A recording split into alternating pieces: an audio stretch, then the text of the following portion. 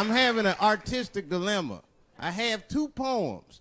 One poem is older, and one poem I just wrote backstage.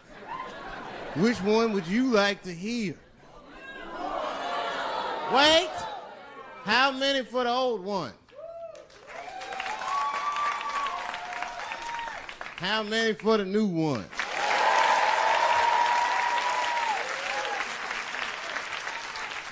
All right, so remember, if it sucks, you asked for it. One night at 3 a.m., I went to the corner store. I forgot why. Oh, that's right, I wanted a bite. I had the munchies because I was high. The store is owned by Mr. Fong, and every day he sees me, he does me wrong. He's Korean. Now, I'd never say I hate all Korean people. I haven't met all Korean people. That hate talks for savages. But even though I don't generalize, I do percentages and averages. So far, I hate 1 out of 5 Korean people I've met so far. So I come in the store. Hello, Mr. Fong, I say, and he just scowls at me and growls at me. Buy something. Hurry up. Now look, I'm not stealing in the least, but if you're shopping and you know someone's watching you shop, that shit'll make you look like a thief.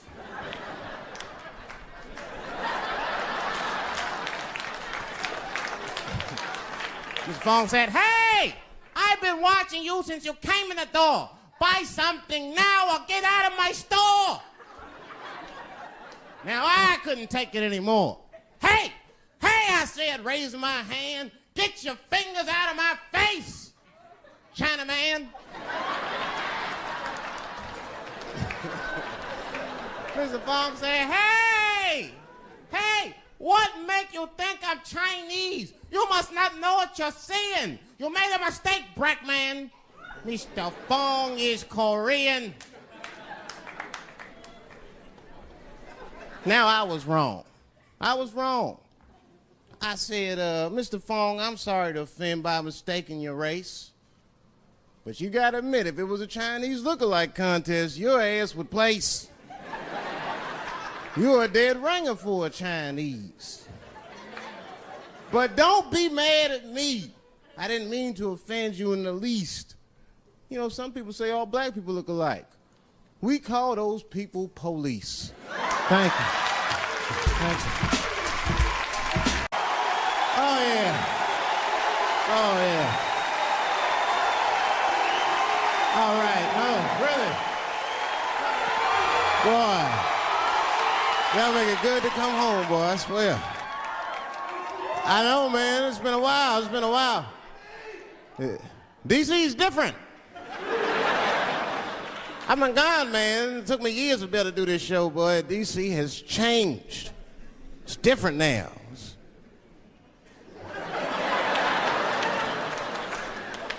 There's a lot of white people walking around, isn't it?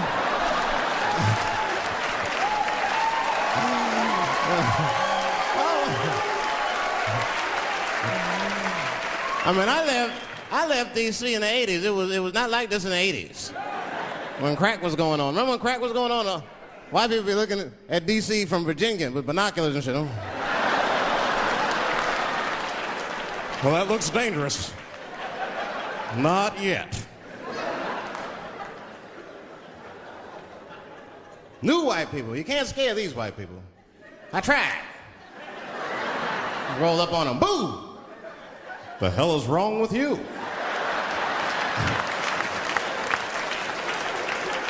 Those days are over.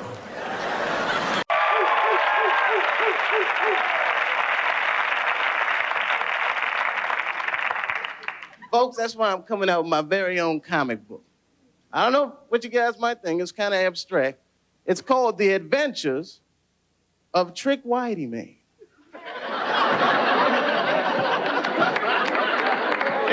superpowers are he can change from black to white.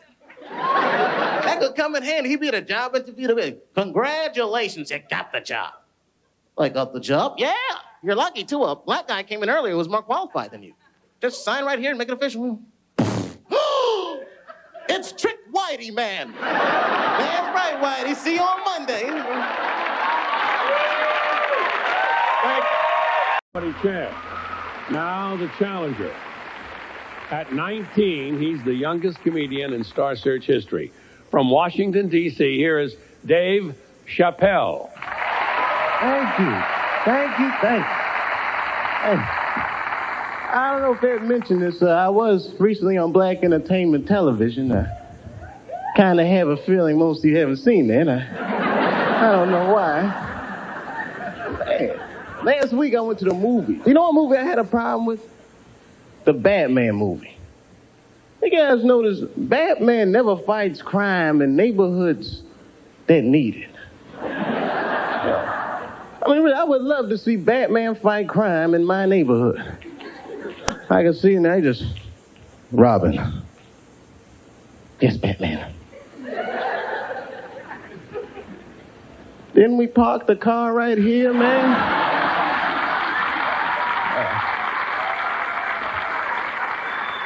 Tell you, man, growing up in D.C., D.C.'s a crazy place to grow. I had like the most dangerous job in the District of Columbia. I used to deliver pizzas for Domino's. They would rob me every day. I had to get a gun, man. Ever seen a Domino's pizza boy with a gun? I used to bust in people's apartments, just, Domino's, freeze! Put the money on the floor, man. Get on the floor. Don't move. All right. Thank you very much. Thank you. Thank you, Dave. Very funny stuff from our comics. Kevin Brennan and Dave Chappelle. We need a decision from our judges. Kevin Brennan receives 3 stars. Dave Chappelle receives 4 stars. A perfect score. Come on over, David. Congratulations. A perfect score in comedy. That can lead to a lot of things. Sinbad came on here and did a couple of 4s. Now, let me tell you something. You were here because of your grandmother. Explain that. Yeah, well, she threw me out, Ed, so... No, come on. What happened? Ed, she loves you, man. This is her favorite show. She buys Alpo, doesn't even have a dog. It's all because of you, my friend. That's great. All right, Dave. Congratulations. Say hello to your grandmother. We'll see you next week. Thank you. I don't know if people remember their first day of kindergarten, but it was like, I felt like all these kids had met each other before, and I was the only one that didn't know anybody. And I got in a fight. This kid, I still remember his name, Paul. We were coloring it. He was coloring corn green. That really bugged me. And I told him that corn was yellow, and he started hitting me, and I was like, this is the coldest shit that's ever happened to me in my life. It was just like instantly life had changed. So color was already an issue. Color was an issue. You guys very good?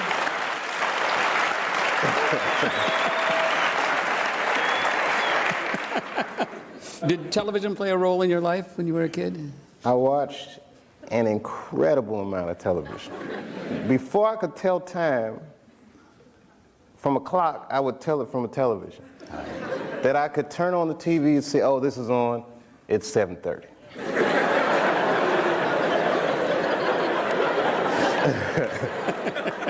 I watched so much TV, man. I was always like a escapist. Yeah.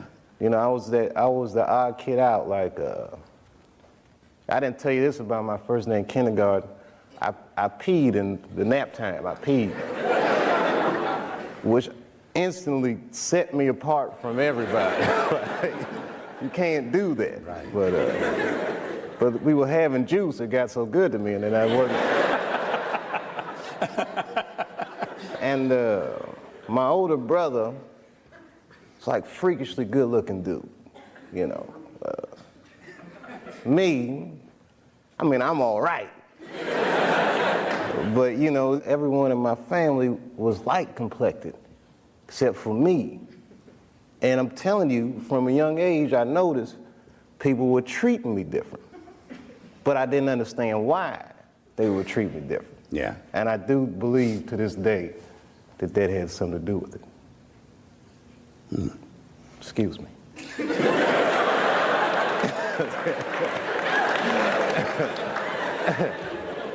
One of the things you're not allowed to do on this show is to fake tears. All right, I'm sorry. This is inside the actor's studio. We don't fake tears here.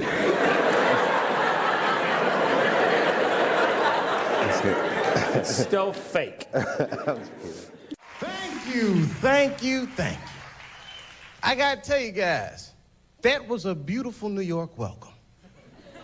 I was in New York City 3 years ago. No nice welcomes. I got off the bus at the Port Authority. I was all happy. I said, oh, New York City at last. Damn. This whole bus station stinks. Nah, it'll probably clear up when I get outside. Every 2 blocks, I smell something I never smelled before in my life. Nobody told me black people can't catch cabs in New York. I tried to catch a cab at the Port Authority. A crowd started forming. Everyone just looking at me. He's gonna be disappointed. I was all naive. I just, taxi. Must not have seen me. Taxi. No, Brooklyn. First time I caught a cab on the first try, it scared the hell out of me. I don't know how to feel about it. I just, taxi. You better go ahead.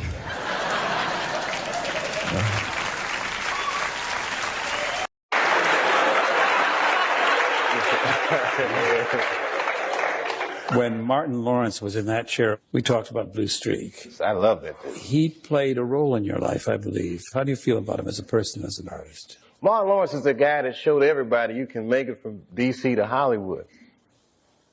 And I had a personal stake in his success. Every time he did something, it made me feel inspired and really good. And he was always real nice to me. He'd sit me down, what's going on with you, baby boy? What? We'd talk about comedy, whatever. And, you know, when we did Blue Streak, we were promoting it, and Martin had a stroke. He almost died. And then after that, I saw him, and I was like, oh, my God, Martin, are you okay? And he said, I got the best sleep I ever got in my life. That's how tough he is. So let me ask you this. What is happening in Hollywood that a guy that tough will be on the street waving a gun, screaming, they are trying to kill me? Yeah. What's going on? Why is Dave Chappelle going to Africa? Why does Mariah Carey make a $100 million deal and take her clothes off on TRL? A weak person cannot get to sit here and talk to you. Ain't no weak people talking to you. So what is happening in Hollywood? Nobody knows. The worst thing to call somebody is crazy, is dismissive. I don't understand this person, so they're crazy. That's bullshit. These people are not crazy. They're strong people. Maybe the environment is a little sick.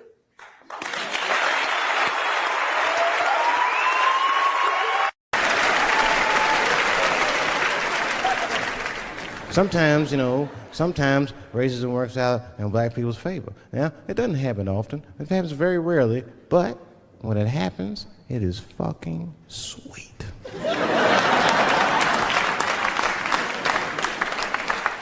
I'm serious. Just one time racism saved my life, man. I was on a plane. I was coming from overseas, and I don't know how this guy got a machine gun on the plane, but he stood up, man. He said, "Everybody, get on the fucking ground. Nobody look at my face." I started freaking out. Because he was Chinese, I was like, why is he talking like that? He was screaming and crying. I was the only brother on the plane. Well, I thought I was the only brother. I looked over, there was one other black dude. He was from Nigeria. I looked over at him, he was looking right in my face, man. He didn't say 2 words to me, he just looked at me, he was like...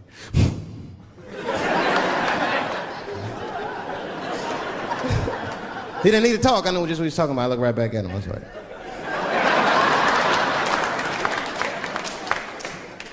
Some white dudes on the front of the plane seen us, they were like, oh my God.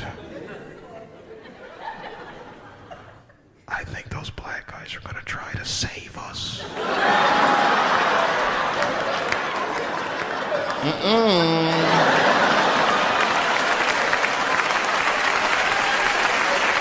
We were just communicating that we understood the situation. We were both seeing the same thing. What we understood was simple. Terrorists don't take black hostages. That's the truth.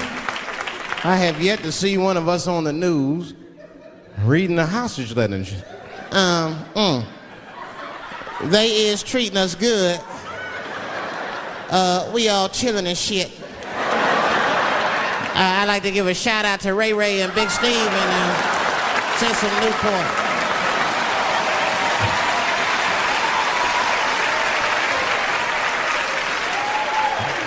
You're not gonna see it. Terrorists are smart. They know what they're doing there, you know. They terrorists. They know black people's bad bargaining chips.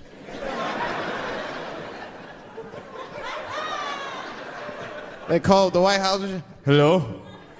We have got 5 black... Hello? I had a terrible time in Disney World.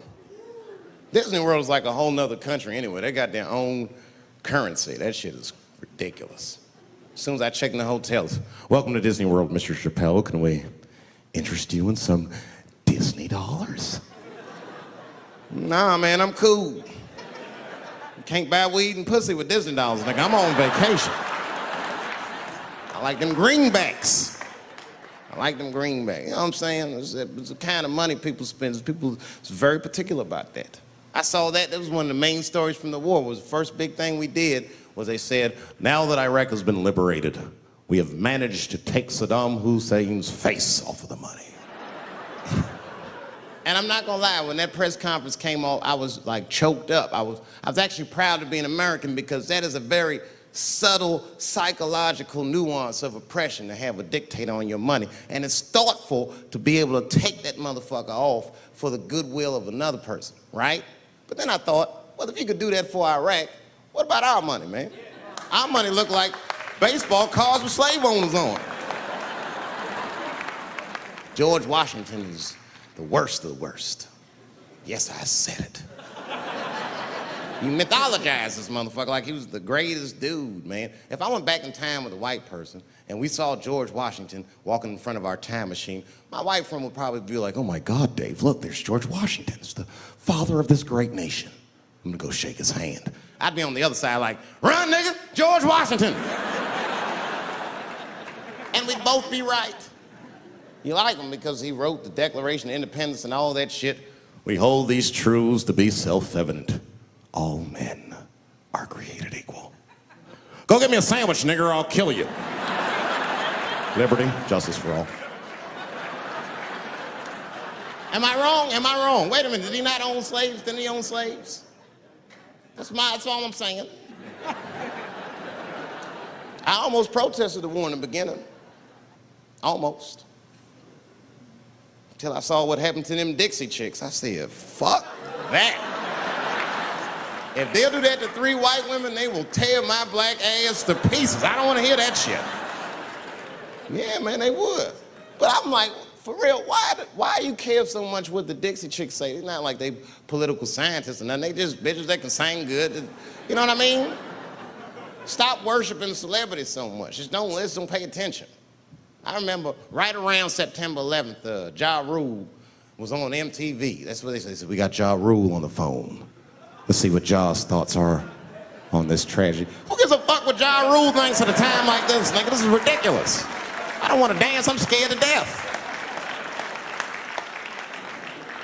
I want some answers that Ja Rule might not have right now.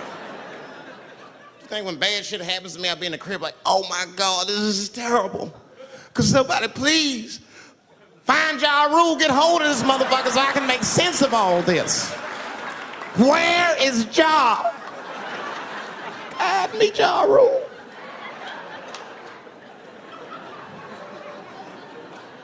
I don't even know why people listen to me. I'll say anything, nigga. I've done commercials for Coke and Pepsi. I don't give a fuck what comes out of my mouth. I just say what it takes. Whatever it takes, that's what I'm saying. If you want to know the truth, can't even taste the difference. Surprise! All I know was Pepsi paid me most recently, so tastes better. It's pretty much how the game goes. I'm just being real, man. There's too much goo-gagging over celebrities. People don't know what's fake and what's real anymore. That's why Bill Cosby got in trouble. Look what happened to Bill Cosby. Bill Cosby said some real shit, and the whole world freaked out on him. For what? For having an opinion? Just because he was selling pudding pops for the last 40 years, people forget that he's a nigga from Philly in the projects, and he might say some real shit from time to time.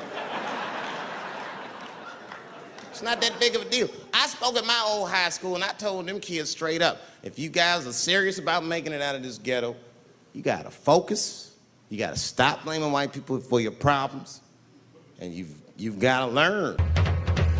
Ladies and gentlemen, coming to you from San Francisco, please welcome Dave Chappelle.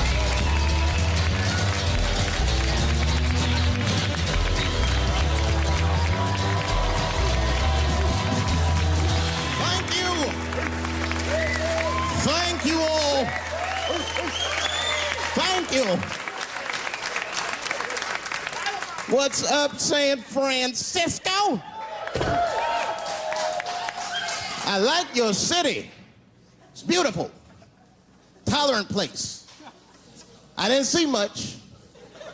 I haven't seen my friend call me. He was like, Dave, having fun in Frisco? Hell yeah. Seen the sights? No. You want to go see Alcatraz? What kind of nigga in his right mind wants to visit a prison for recreation? I got friends in jail I don't visit. I don't deal with jails. Don't deal with jails, and I don't deal with police. My house got robbed in New York. I didn't even call the police. I wanted to, but I couldn't. My crib is too nice. It's not that it's too nice, but it's too nice for me. You know how the police are in New York. Soon as I open the door, they'll be like, oh, he's still here. Open and shut case, Johnson. Apparently, this black guy broke in and hung up pictures of his family everywhere. Never seen anything like it. Don't deal with them, man. I had to bail a friend of mine out of jail one time. You know, that was horrible. I was scared.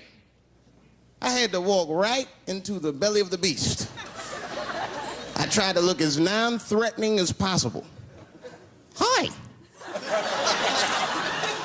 I'm here to bail out my buddy. Oh, okay. Well, while you're here, you do fit a description. If you'll walk this way, we can process you. How'd they always get us? It's fitting those damn descriptions. Now, I could be bitter and blame all the police, but no. I'll tell you who I blame. It's those sketch artists. They keep drawing the same brother over and over again. Who is this generic man we all look like? I want to know what they say when it's us. You know what I mean? They'd be in that room like, did you get a look? Did you see the guy that tried to rob you? Yes. Yes, I did. He's about 6 feet tall, I'd say. 6 feet tall? Yes. He had his hat on backwards, too. Good. That's good stuff. Hat was on backwards. Yes. He was black? Okay, big lips, big nose, hanging out. Say no more, sir. I'll draw him from memory. You know, let me get my stencil. I think we can trace this guy and save some time. They get on the radio, calling out cars, calling out cars. Be on the lookout for a black male between 4'7" and 6'8". Between 120 and 380 pounds. He's wearing Nikes. Get this man! Criminals are insane. I don't even know why people do crime. They want to catch you, they're going to catch you. They can. They got forensics. You ever seen forensics? Those guys find clues nobody else thinks about looking for. I mean it. You leave a pubic hair anywhere near a crime scene, they're going to find that. What the hell is this? Back up!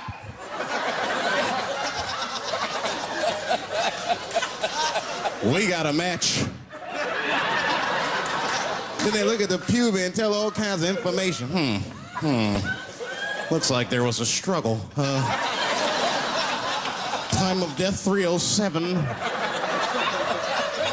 It's amazing. I saw him get a dude one time on court TV. It was embarrassing. It was a sexual assault case. I knew the defendant was lying. I could feel it.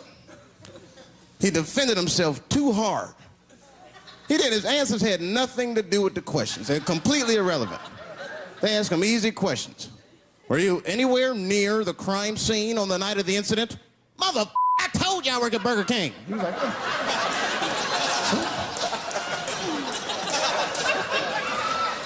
that went on for hours.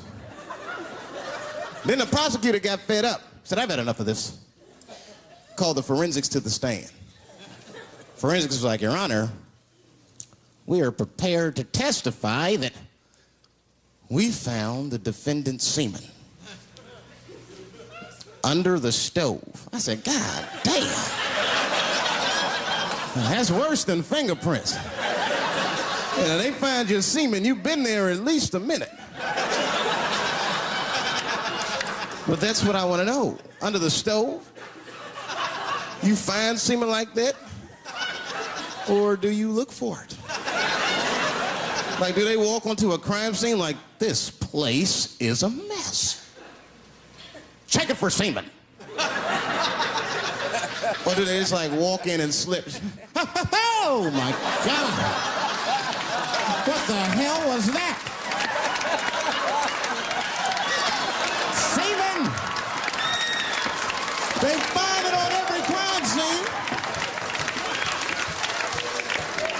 It's like, what are burglars doing? So we got the stuff, let's get out of here. Wait a minute. I want to leave my calling card.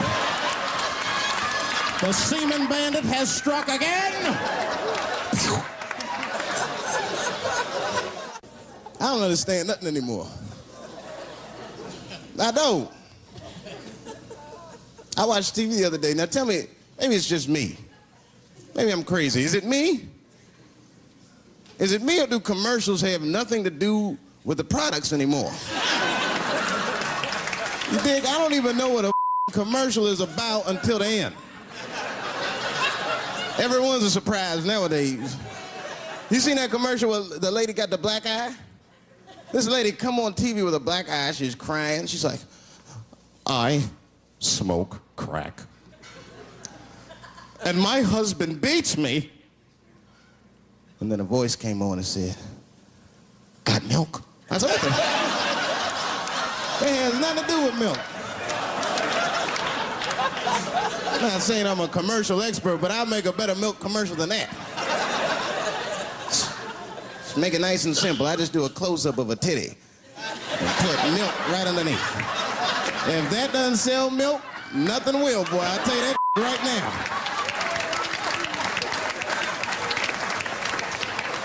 It's 1997. Titties are industry in 1997. They are. I know they are. I'm a customer. I went to a titty bar last week at 3 o'clock in the afternoon. Now that's bad. That is bad. Because it wasn't like I was out. Said, let me swing by the titty bar. No. No, I left my house specifically to see some tits. Can't judge me, there's breast in there.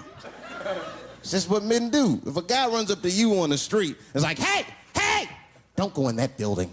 There are naked girls showing their breast. Be like a white dude in a horror movie.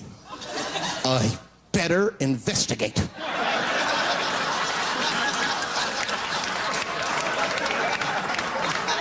I'm gonna want to see for myself. Titty bar's a weird place. I'm not saying it's a good place to hang out. I go there every once and then. But it's a weird place. They got weird morality. One time I walked in titty bars, all these guys coming in, right? Out of all these dudes, the bouncer picked me out the crowd, started yelling at me. Hey, hey, hey, buddy. Sir, do you want to take your hat off? Huh? It's disrespectful to the ladies. Yeah, I can shove a 20 up her ass, but I better not have a hat on when I do it. Oh, sorry about that, buddy. Here you go, Bubbles. Forgive me for the hat thing.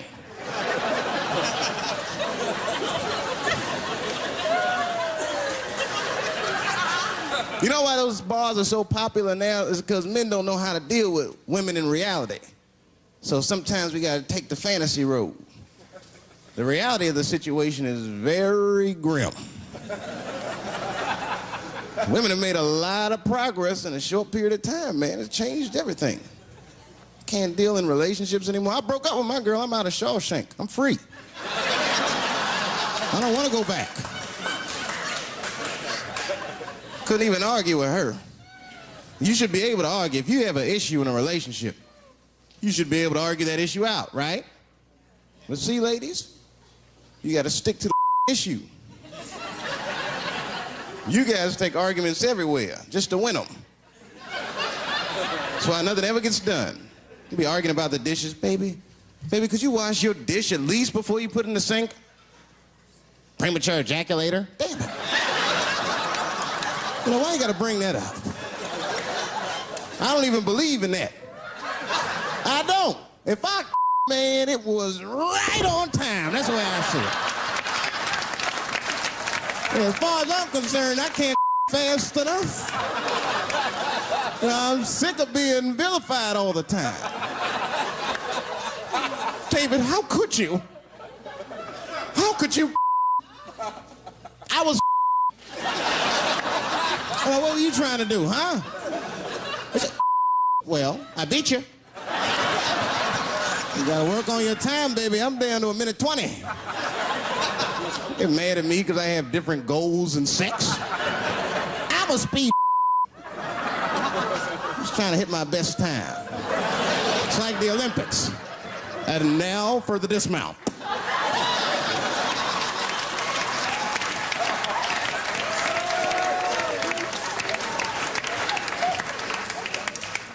It wasn't all bad. It's never all bad. You won't stay if it's all bad. Well, that's not true, but I wouldn't. Yeah, we had fun. We used to watch porn together. That's how cool she was. You know, it seems nasty, but it was fun. We learned about each other. She learned about me. One time we was watching porn. I'll never forget this time. The first scene in this movie was hardcore. 2 guys, 1 girl going at it. I fast-forwarded right through that. I mean, it was too much for my senses.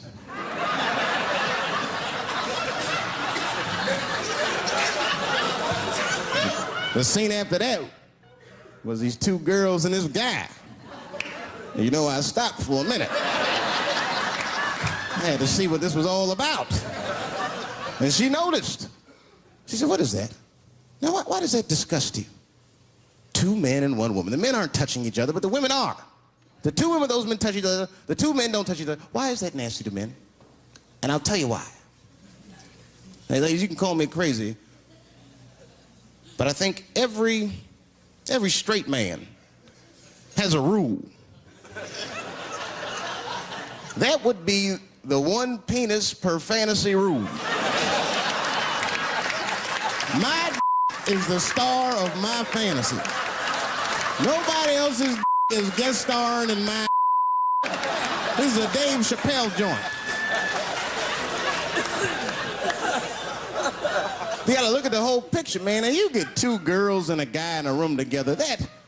Boy, that's something else. That's holding and hugging, friendship and helping, teamwork at its very, very best, my friends.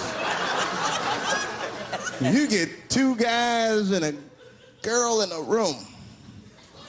It's the wrong kind of teamwork. It's downright brutal, if you ask me. I'll pull her hair. I'll smack her ass. That poor woman looked like a chicken on a rotisserie and help me! What do I got myself into?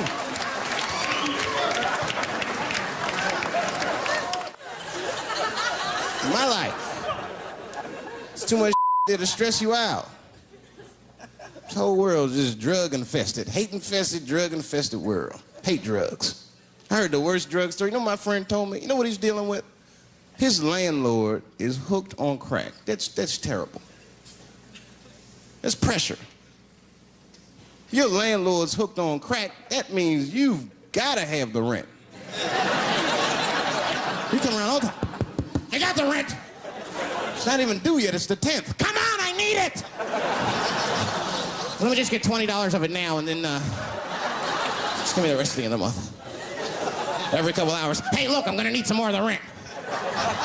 This building's falling apart. Things came up.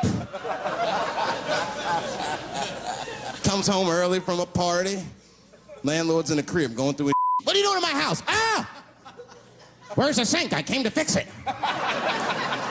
It's in the kitchen. I thought it was in the drawer. I'll fix it tomorrow when I come for the rent.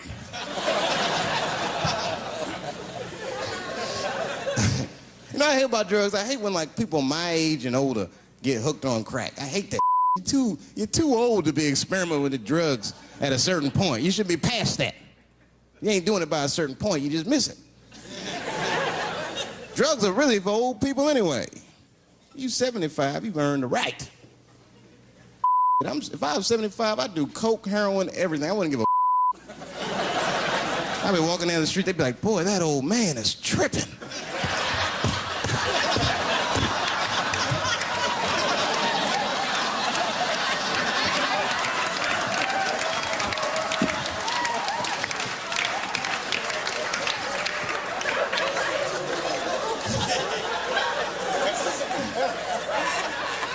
Can't do everything. Maybe weed. If you're gonna do something, do a little weed. Smoke weed. Weed's not as bad as everything else. Weed is a background substance. You know what I mean? You can smoke some herb and still function. And you ain't crisp, but you'll function. Nothing higher than weed, though. I made that mistake one time. I was at a party, some guy gave me some. He's like, here, man, take this. Mushrooms. I took it, I forgot all about it, you know. Then a couple days later, I found that in my pocket. I'm thinking, why not? Because I'm thinking it's like weed, some background. I planned my whole day out like it was weed. I'll chew this up, then I'll go to the barber shop, get my hair cut, and then I'll see a movie.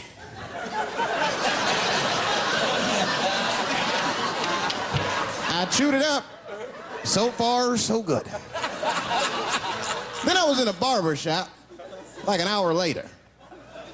And it's funny because I was just thinking to myself, I was like, ooh, this stuff sucks. Tastes like an athlete's foot. I feel sick, but I'm not really high. Then I looked in the mirror. I saw the barber's reflection, man. It looked like a big penis was cutting my hair. I freaked out. I started talking to myself, Dave, calm down. You're on drugs. This is what drugs do. Okay, you know that there was no way that a penis can cut hair. But I started freaking out, man. I just couldn't take it anymore. I jumped out the chair, half my hair was cut, I didn't care. I didn't, I just gave a barber a handful of money. It was weird, the balls opened up. Anyway, I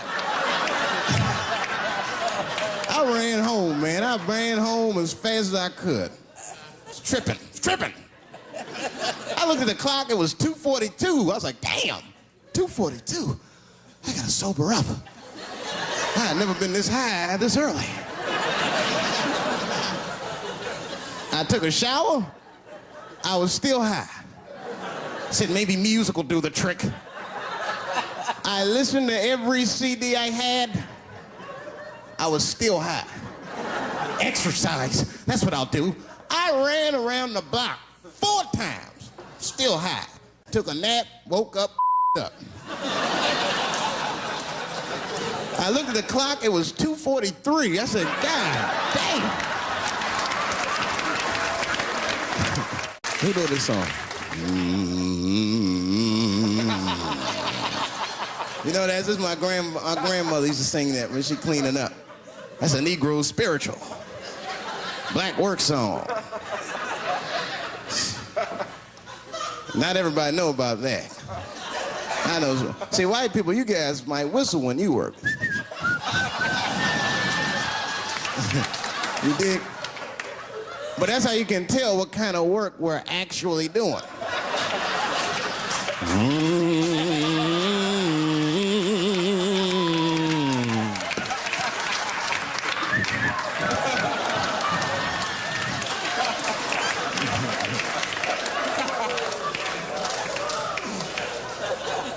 I study that kind of I do. Anything that has to do with race. I read a little here, see a little there. And I travel. That's always good. Traveling has made me a racism connoisseur, if you will. You know, it's different from region to region. Anyone ever been down south? So you guys know what I'm talking about. And the racism down there is just, it's perfect. Stewed to a perfection. It's comfortable, it's out in the open. There are no secrets in Mississippi. Everybody knows the deal. Morning, nigger. Morning, sir.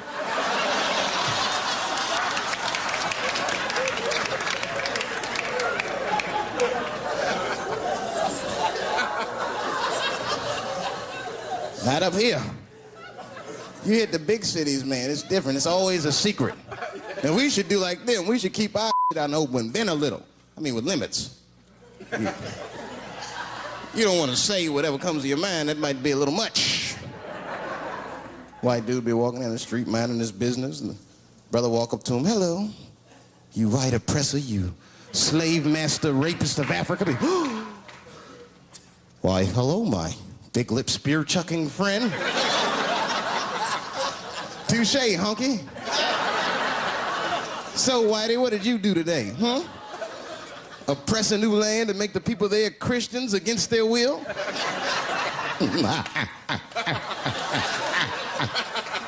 What did you do, fellow? Burn those big black lips on a crack pipe as you missed your job interview? Easy, Whitey, you're cutting deep. All this chit-chat has got me thirsty. If you will excuse me for a moment, I'm going to go to the Korean store and get something to drink. Ching-a-ling. Hello. You slanted-eyed, ruining the economy in our neighborhood by opening stores and taking the money out the community. Chink. Well, good afternoon, you browse around but never buy anything, suspicious-looking nigga. After a while, that might be too much.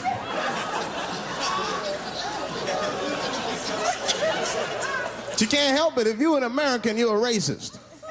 We brought up from the beginning to think in generalizations. We never look at the individual. We rarely look at the individual. I'm a racist. I know I'm a racist. You know how I know? The other day, I caught myself being racist against myself. There's so much getting on, I got mixed up. Forgot whose team I was on.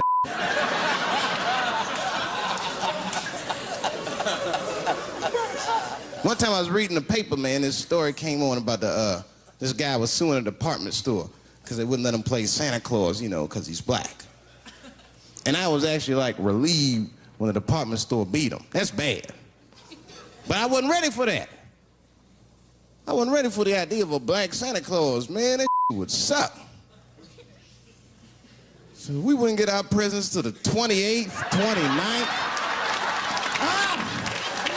Sorry I'm late, kids. Santa got caught up with some in Vegas. Woo!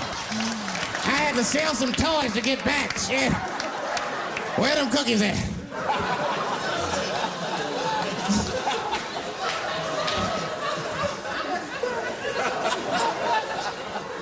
Y'all a great crowd, man. You are. I'm glad y'all came out, man. I'm nervous. I am. Not about the special. I hope this don't make me famous. You dig? I don't want to be famous. I want people to like me for who I am. Like, famous dude don't never know why people like them. That's why, like, if I ever make it, I'm gonna have to, like, test people. Like, if I meet girls, I wear disguises when they first meet me, so they don't know who I am. And then, like, on the first date, I'll call myself, I'll pick you up right from work. And then I'll pick her up in a garbage truck. Just to see how she reacts. And she's like, wait a minute. Oh, do I look like garbage to you? I don't see no goddamn trash need to be picked up here. Get that goddamn truck off my block. Who do you think you are? That's when I take my mask off. Oh, Dave Chappelle. That's right, bitch. Thank you. Thank you very much. You know why it's easy for me to get along with everybody? Because I'm well-traveled. You wouldn't believe this. I used to live in Ohio for 3 years. Yeah. It was a very small town, lady, 4,500 people. My house was the black neighborhood. Now, I'm gonna tell you something. We had a great time. Now, earlier on, I used to get in a lot of trouble. I don't know what it was. I got suspended from junior high school 23 times during February. I was rotten. One time I got hold of all my teachers' home phone numbers. Well, I feel bad about it now. But at the time, it was hilarious. I started calling in death threats. I called up my English teacher, Mr. Johnson. He was all nice on the phone. Hello? Is this Mr. Johnson? Yes, it is. And who might this be? You're a dead motherfucker. Who is this? Don't worry about that, punk. You're gonna die. Unless you change Dave Chappelle's grades. I don't know how it caught me, but I guess when you're bad like that, you get a reputation, man. I had like a lot of little friends. My two best friends, we're still friends to this day. Two white guys, real good guys. I took them to the movies in Harlem about a month ago to see a Spike Lee movie. They were in shock. Mouths were hanging open the entire film. These guys had no idea that black people like to talk at the movies. I wasn't saying a word. You know, everybody else was talking. Halfway through the film, they look at me like it was my fault. You know that look they give you? Oh, God. Can't you do something? Like I'm gonna stand up. Brothers, please. Can't you see we have visitors?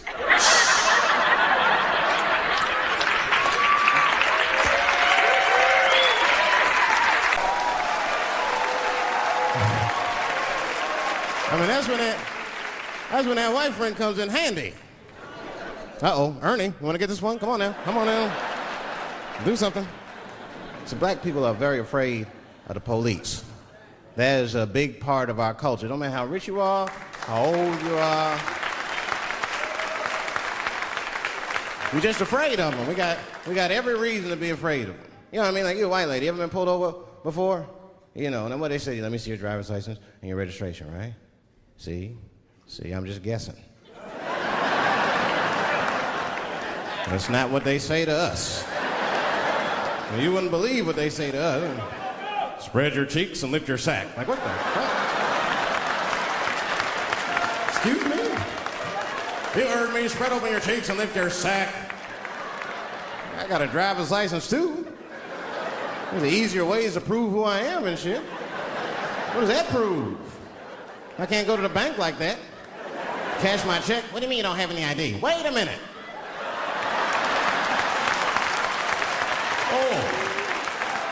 Oh, I'm sorry, Mr. Chappelle. Right this way. Why didn't you spread your cheeks in the beginning? Scared of them. I'm serious, man. You ever be at a red light, the police might pull up next to you? It won't be no big deal for you, but, you know, well, I'll fucking fall apart. Oh, nigga. Oh, don't look over there, nigga. But I didn't always know that was a black thing. It took me a while to figure that out.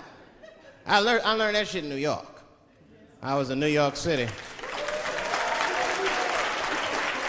Now, I was hanging out with a friend of mine. He's a white guy, you know. We were just hanging out. And we were lost in the city. We were smoking a joint. Now, I don't know if it was a coincidence that we were lost and high and shit, but... my white buddy, he was smoking a joint. Dave, it's the goddamn cops.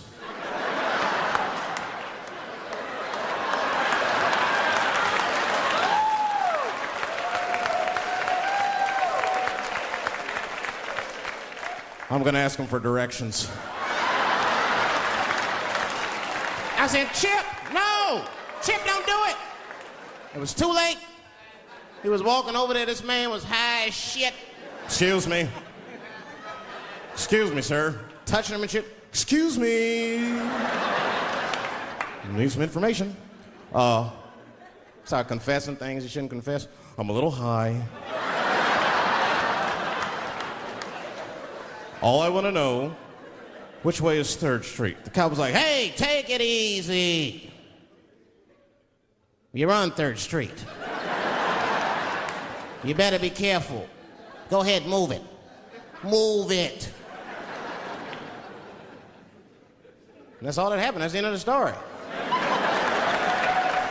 Now, I know that's not amazing to some of you, but you ask one of these black fellas, that shit is fucking incredible, isn't it? I'm saying a black man would never dream of talking to the police high. That's a waste of weed.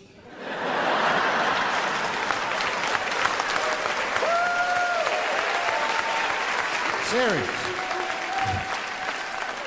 I mean, I'd be scared to talk to the police when I'm sleepy. They fuck around and get the wrong idea and shit. Oh my God. That nigga was on PCP, Johnson. I had to use necessary force.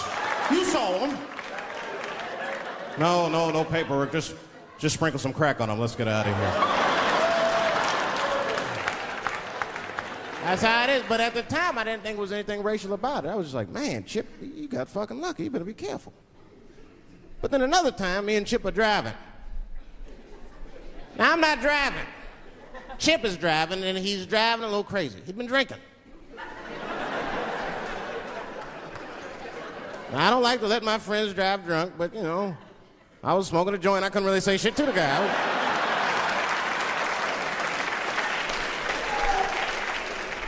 And we get at a red light. We stop at a red light. And a car pulls up next to us. And I'll never forget it. Chippy looks at me, he's all drunk, and she's like, Dave, I'm gonna race him.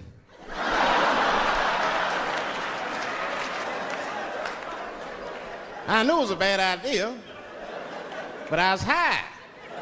I tried to explain to him it was a bad idea, but all that came out was, well, nigga, sometimes you gotta race, I don't know.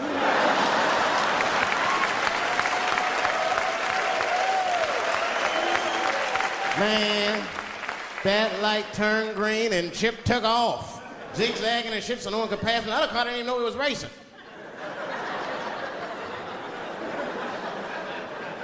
Then the police seen us and pulled us over. Now you understand, I'm scared as shit. I mean, come on, the car smells like weed. I've been speeding, this man is fucking drunk. I was scared. Chip was not scared at all. It was weird, he didn't even turn his radio down. Isn't that weird a little bit? I mean, if you get pulled over, wouldn't you turn your radio down? Nobody want to get their ass beat to a soundtrack and shit. You know what I'm saying? Chip had the music blasting. We're not gonna take it.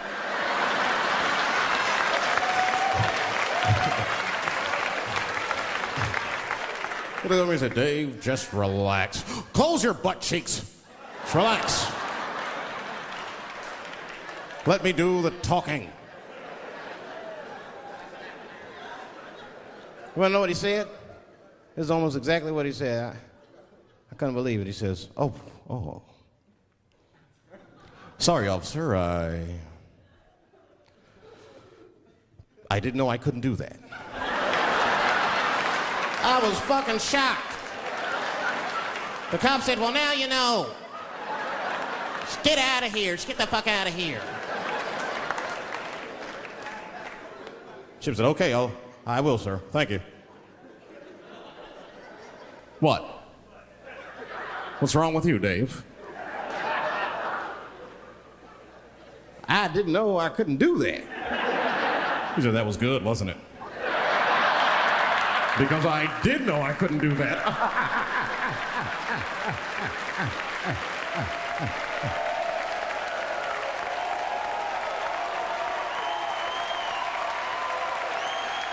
I was shocked. I wasn't shocked at the audacity of it. I was just shocked because I would have never thought to say that. I don't think any black dude would think to say that because they know we know the law. Thank you. Thank you. I like not knowing what's going to happen. I like making memories. Sometimes I do all this crazy around my colleagues just so that they can tell their friends I did it. But rather than talk about myself, just briefly, I want to just talk about my genre. Stand-up comedy is an incredibly American genre. I don't think any other country could produce this many comedians. And unbeknownst to many people in this audience, I don't think there's opinion that it exists in this country that is not represented in a comedy club by somebody. Each and every one of you has a champion in the room. We watch you guys fight, but when we're together, we talk it out. I know comics that are very racist, and I watch them on stage, and everyone's laughing, and I'm like, that mother means that.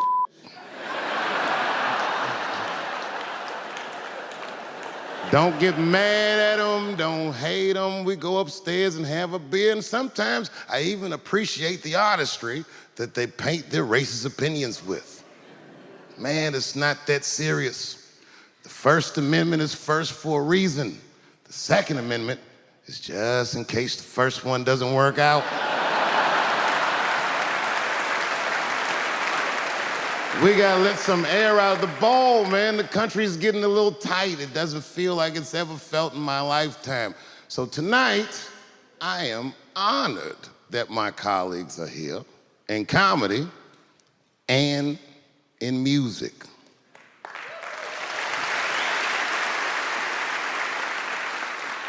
And I want everyone in America right now to look at me. Look at me smoking indoors. I didn't ask anybody, I just did it. What are they gonna do? Kick me out before I get the prize? No, nigga, this is called leverage.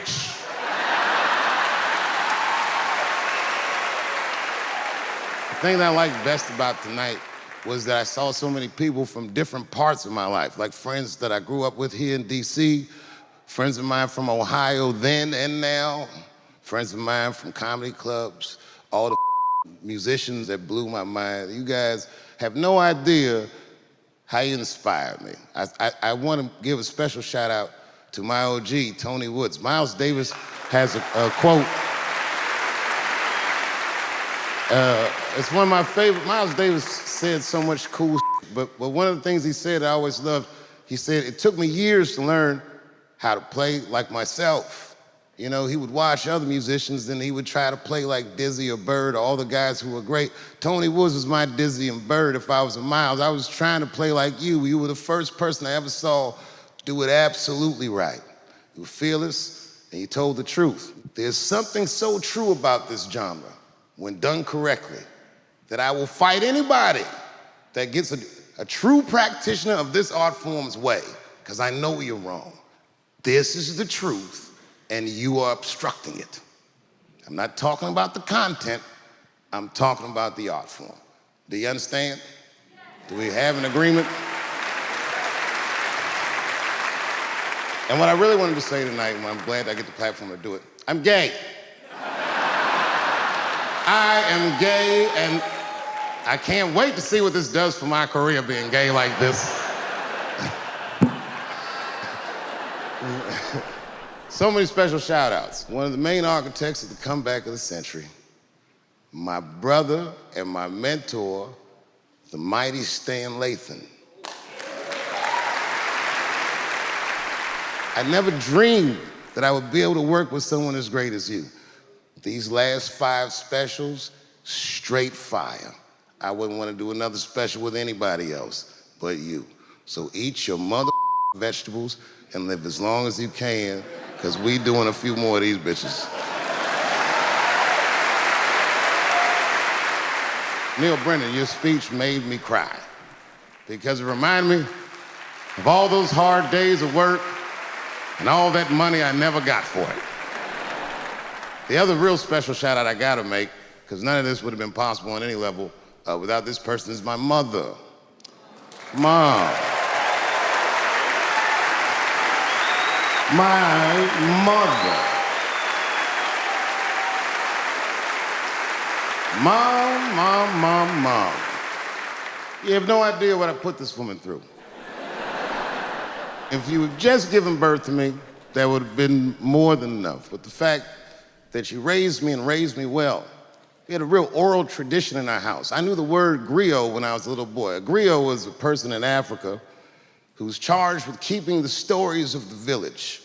Everyone would tell a griot the stories, and they would remember them all so that they could tell future generations. And when they got old, they'd tell them to someone else. And they say in Africa, when a griot dies, it's like a library was burnt down. And my mother used to tell me, before I ever thought about doing comedy, she said, you should be a griot. And she'd fill me with every story of black life. You know, she's educated in African American studies, and she would let me understand the context that I was being raised in, that I'm being raised in a hostile environment that I have to tame. By the time I was 14 years old, I was in nightclubs, mastering an adult world. It was terrifying. The crack epidemic was going on, and my mother would hear gunshots outside and be scared to death. Maybe it's my son. But early in my career, if you remember, Mom, you used to sit in the club with me. She'd do a full day of work. You'd be back there falling asleep, just waiting for me to go on. She would watch my show every night. Do you know how long that car ride is home?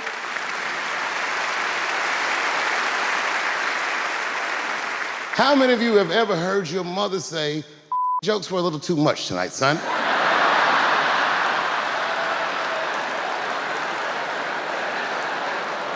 I was a soft kid. I was sensitive, I'd cry easy, and I would be scared to fist fight. And my mother used to tell me this thing, I don't even know if you remember, but you said this to me more than once. You said, son, sometimes you have to be a lion so you can be the lamb you really are. I talk this like a lion. I'm not afraid of any of you. When it comes word to word, I will gab with the best of them, just so I can chill and be me.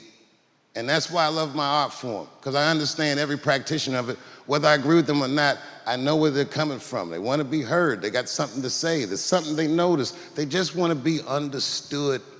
Love this genre. It saved my life. So tonight, Mom, I would like to honor you in a very special way that I cannot do on my own. But because now I'm a man with great and influential friends, I'd like to ask my man Thundercat to come out on the stage. Thundercat, the Mighty Most Def. Washington, D.C., thank you very much for giving me a home and a place to start. Today is officially Dave Chappelle Day in Washington, D.C. The mayor declared it last night. So, in the future, on Dave Chappelle Day, I ask everyone who wishes to celebrate it to make one incredible memory for themselves and or somebody else. Thank you very much. Good night. Yeah, Indians is rude, man. Everybody's rude. Indians, they eat nasty food. All they ate was corn and shit. Doritos, I think they call them. That's right. People only see the surface. They see the division in our foods. Just because I eat chicken and watermelon, they think that that's something wrong with me. Let me tell you something. If you don't like chicken or watermelon, something is wrong with you, motherfucker. There's something wrong with you. Where are all these people that don't like chicken and watermelon? I'm sick of hearing about how bad it is. It's great. I'm waiting for chicken to approach me to do a commercial, nigga. I'll do it for free, chicken. It's the least I can do. They make fun of Latin people for eating, what y'all eat? Beans, rice, corn. Listen, that's not a reason to hate a motherfucker, all right? It's funny, but it's not a reason to hate. The only reason these things are even an issue is because nobody knows what white people eat. You've been very good at keeping that shit a secret amongst yourselves. I study white people. You don't know that. I'm writing a paper on you. Not even for school, nigga, just to do it, just to get, I'm just doing this independent research. I'm spending my money, that's why I'm working so hard. I follow you around grocery stores. They freak out. I just try to peek in the cart. They always say, get away from my cart, nigga. What are you looking at? Chicken and giblets are over there. You must be lost. These are vegetables.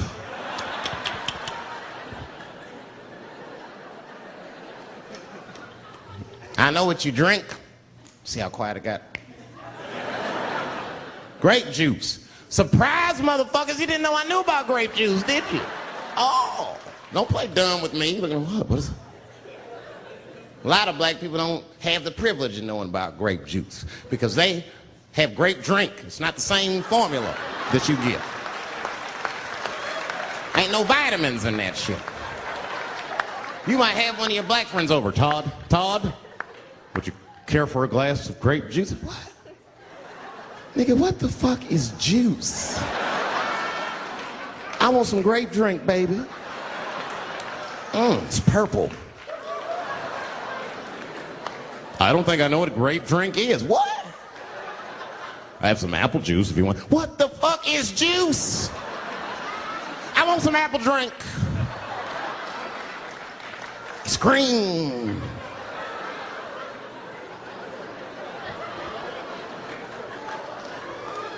Remember that commercial for Sunny Delight when all the kids run in from outside playing and they all run to the fridge? All right, I got some purple stuff, some Sunny D. As soon as you say Sunny D, all the kids go, yeah! Watch the black kid in the back. If you ever see that commercial again, look at that black kid. He'd be like, I want that purple stuff. That's drink, nigga, that is drink. They want drink. I want all them vitamins, nigga, I wouldn't drink. Sugar, water, purple.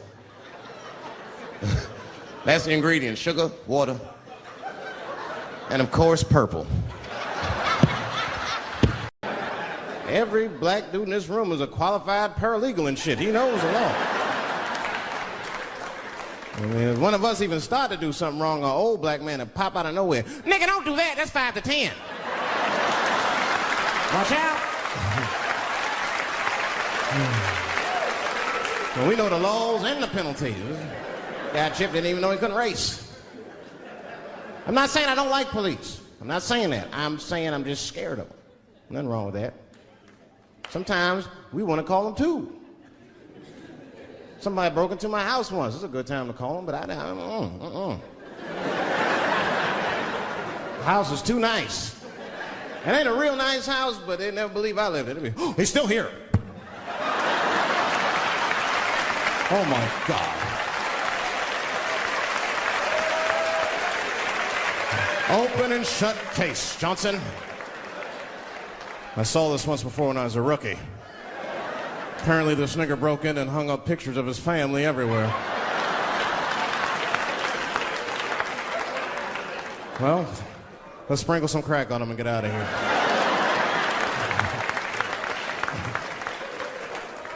Oh, you know, that's that whole brutality thing. See, that's common knowledge now. There was a time when only minorities really knew about that. I'm not going to say white people didn't believe us, but you were a little skeptical. You were a little skeptical. I mean, I don't blame you. And then Newsweek printed it, he knew it was the truth. And then the Newsweek white people were like, oh, my God. Honey, did you see this? Apparently the police have been beating up Negroes like hotcakes. It's in the May issue. I mean, really, how could you know, though? How could anyone else know? You know.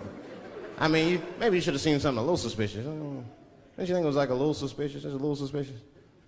Every dead black person the police find has crack sprinkled on them. I mean, come on, man. Come on, man. Who gets shot and sprinkles crack on themselves? Nobody would do that. Bam! Oh, oh.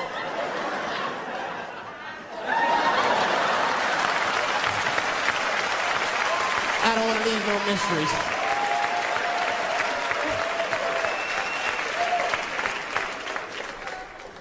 But I'm a paranoid guy, you know, that's how I am.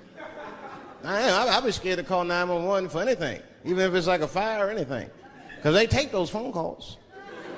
I see the shows, they tape them, and then they play them on television. That's fucked up.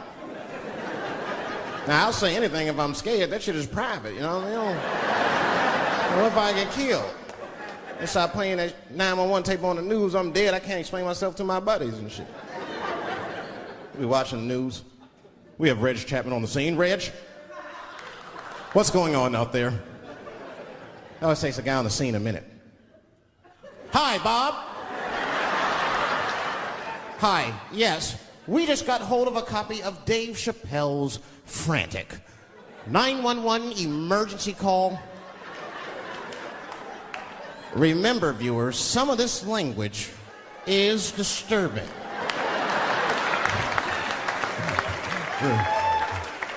Hello, emergency. Help! Help, motherfucker, they're coming to get me! Just calm down, sir, where are you? I shit on myself. I can't stop crying. They play that shit 30, 40 times a day. All my buddies will be at my funeral looking at me. You know, Dave shit on himself right before I saw it on the news. Died crying like a bitch.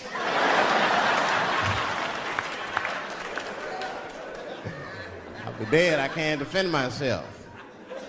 That's not a nice thing to do. That's not a nice thing to do. I mean, it's a 911 tape. How do they expect you to sound? Of course you're going to be scared. It's an emergency. There's nobody calls 911 cool and relaxed. That shit would sound ridiculous. Hello, emergency. Hi. Hey, 911, how are you? Yeah. Look, there's a group of hooded white men gathering outside of my house, and it looks like they mean business. Get out here, nigger! I gotta go. You guys try and hurry. I feel real bad for is Indians. Everybody feels bad for Indians. They get dogged openly because everybody thinks they're dead. These motherfuckers are not all dead, all right? With my own eyes, I've seen a gathering of 1,500 Native Americans. They were all gathered in one place. The place is called Walmart in New Mexico. There's Indians everywhere. I'd never seen Indians before. I wasn't even sure if they were Indians. It's fucked up, but I asked one of them. It's not nice, but I seen him in the sports section. looking at bows and arrows. I had to say something, excuse me. I don't mean to be rude. Are you an Indian? And he was cool. Yes. Yes, I'm Indian. Still didn't believe him. I had to test him to be sure. This is fucked up. But I had a gum wrapper in my pocket, so I balled that shit up and I threw it on the floor. And a single tear came out his eye. I said, oh shit. I had so many questions. So what tribe are you from? I am a Navajo. I said, word. I studied you in social studies. You're a hunter-gatherer, correct? He said, I guess so. That's what you wish to call it. I said, why? What do you call it? He said, I am an alcoholic.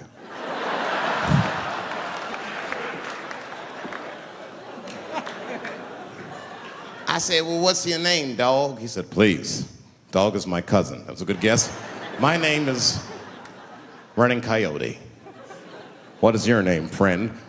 And that shit caught me off guard. I mean, I didn't want to say my name was Dave to a motherfucker named Running Coyote. This don't feel good enough. He just put me on the spot. I said, huh? My name, what? Oh, my name's Blackfeet. Then I changed the subject. Forget about me. What's going on with you? I want to meet your chief. Why don't me, you, and your chief and your friends get together tonight? We could have a real live peace pipe smoking ritual. We need to celebrate, nigga. I thought you were dead. And he set it up. It was beautiful. It was just like I dreamed. We was all sitting around. Them Indians was beating the drum.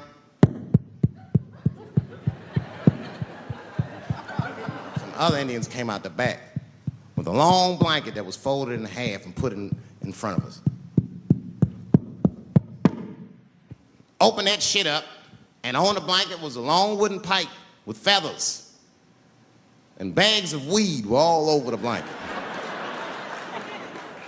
Chief walked over.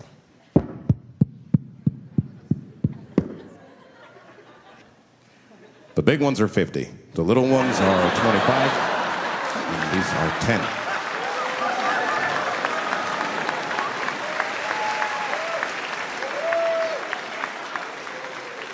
Me and those Indians got high as shit. I was baked. I told the chief, he was talking, I cut him off. Time out, chief. Sorry to interrupt. I'm fucking smashed, man. The weed's too strong. I'm itching. Is this PCP, nigga? The spirits have got me. Chief, the spirits have got me. And the chief threw some water in my face. Calm down, blackface. Splash!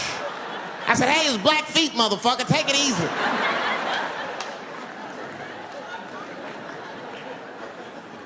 Blackfeet, you're welcome to stay amongst me and my tribe for the night until the spirits leave you.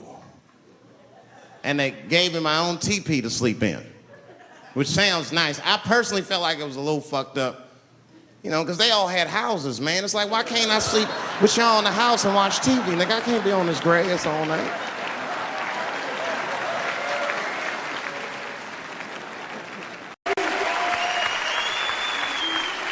Too much pressure.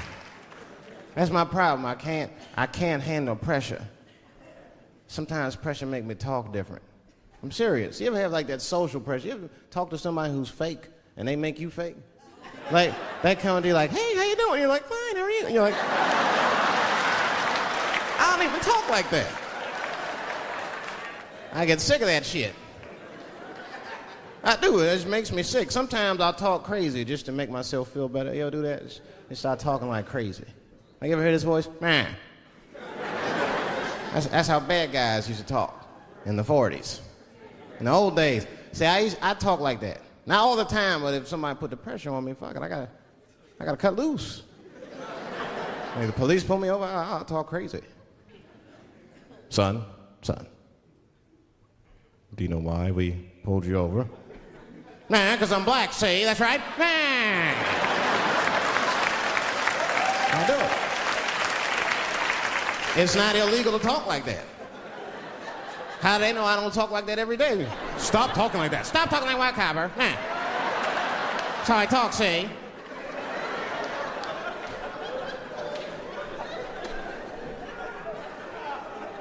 You gotta make life interesting like that, because the shit is flimsy.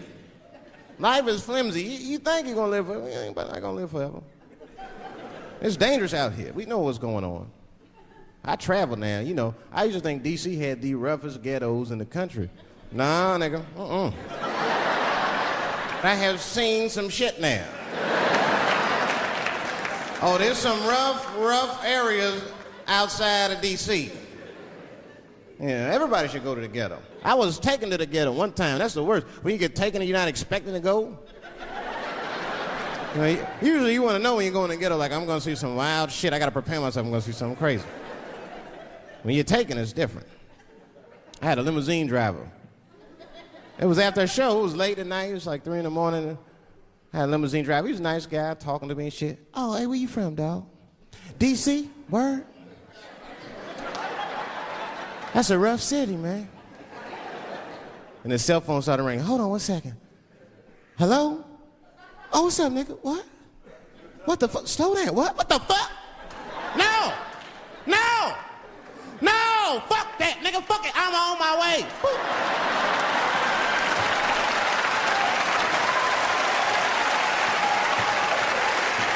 Hey. I gotta make a stop real quick. At 3 o'clock in the morning. I didn't know he was taking me to the ghetto at first. I started looking out the window. I was like, what the fuck? It's gun store, liquor store, gun store. Where the fuck are you taking me? This don't look good. He didn't say shit. He just pulled up in front of an old rickety building that looked like a project. Now, I'd never been there before. I'm not sure if it was a project, but it certainly had all the familiar symptoms of a project. A fucking crackhead ran this way.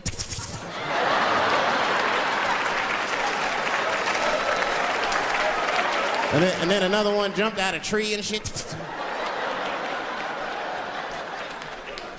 And I said, I'll be right back.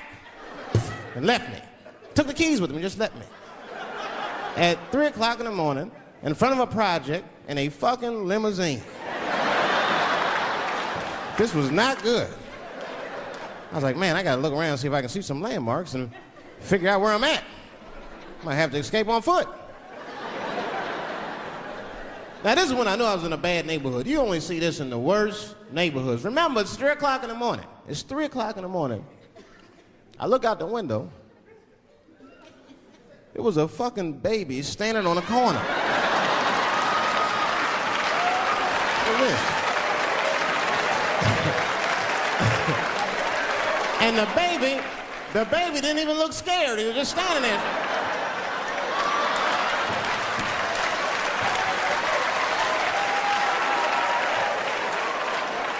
I mean, it made me sad. It made me sad, really. You know what I mean? Because I wanted to help the baby. I was like, I don't trust you either. I'm sorry. Click. Click. The old baby on the corner trick, eh? I'm not gonna fall for that shit. Where's this limousine driver? You know, I start feeling bad. As time goes by, I start feeling worse. Like, man, what is wrong with me? What the hell's wrong? I'm scared of a baby. And this baby could be in trouble. He might need my help. I gotta do something. But I wasn't gonna get out the car. I'm serious, man. I just cracked the window a little bit. There's an old limousine. I can roll it down.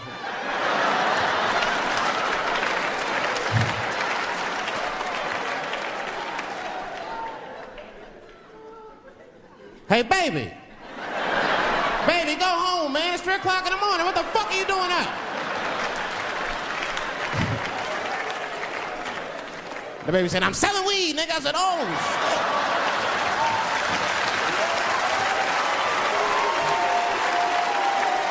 I wasn't expecting that. I'm serious. I had to buy 2 bags from him to calm my nerves. Let me get two coins. Got back in the car and rolled me a joint, man. So, That shit was scary, man. Every once in a while, like a crackhead would come up to the car and look in the window. It was like Jurassic Park and shit. He'd be looking on the car. Hey, get out of here, cracky. That baby was still standing there, man. Then I started feeling bad again. Yeah, weed make you feel guilty sometimes, you know. Man, what is wrong with me, man? I have just bought weed from an infant. I can't condone this kind of behavior. What am I thinking? I can't let the fear ruin my morals. Gotta do something.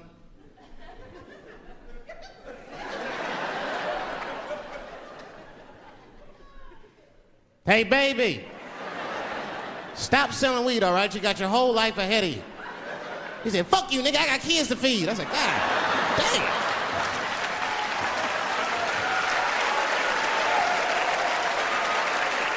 Sad. And just at that very moment, one of the crackheads was running across the street and got hit by a car. I know it was a hit and run. The police did it. That's all right, they sprinkled some crack on him, he got back up.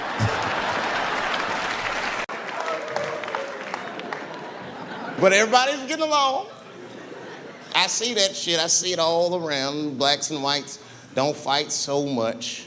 You know who don't have no beef with anybody is Asian people. I see how y'all be doing. Y'all just lay in the cut. Only people Asian people beef with is other Asian people.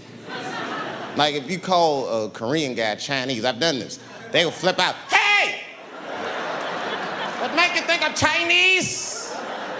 I am Korean. I look Chinese. Yes, motherfucker, you do look Chinese. That's why I said it. It's an accident. Nigga, to the untrained eye, you all look Chinese to me. It's a mistake. I'm not trying to offend you. Some people say all black people look alike. We don't get bent out of shape. We normally just call those people police, okay? Just learn to live with it. That's all I can tell you. Everybody's afraid of police now. I'm scared to death of these police. I am, nigga. I got a police scanner. First money I got, this is the first shit I went out, bought me a police scanner. I just listen to these motherfuckers before I go out, just to make sure everything's cool. You hear shit on it. Calling all cars. Be on the lookout for a black male between 4'7" and 6'8". Staying in the crib tonight, fuck that.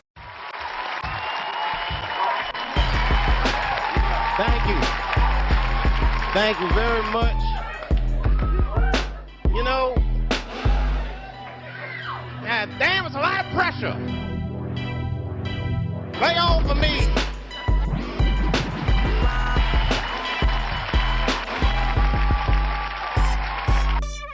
This first poem is called Ashton Kutcher. Thank you. Fuck Ashton Kutcher, the public image butcher. His shoulders hit my can't stand that shit. I don't even know him, and I hate his guts. If he punks me, I won't sign the release. It always involves the police.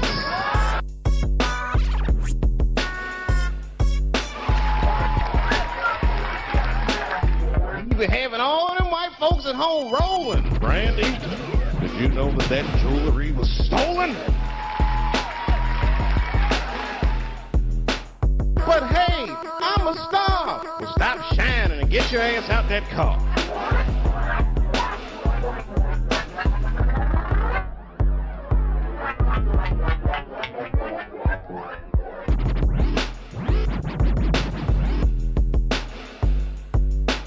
Busted his house with some ski masks on, put a gun in his mouth, and turned on the lights, and just when he screams, I'll yell out, "Side!"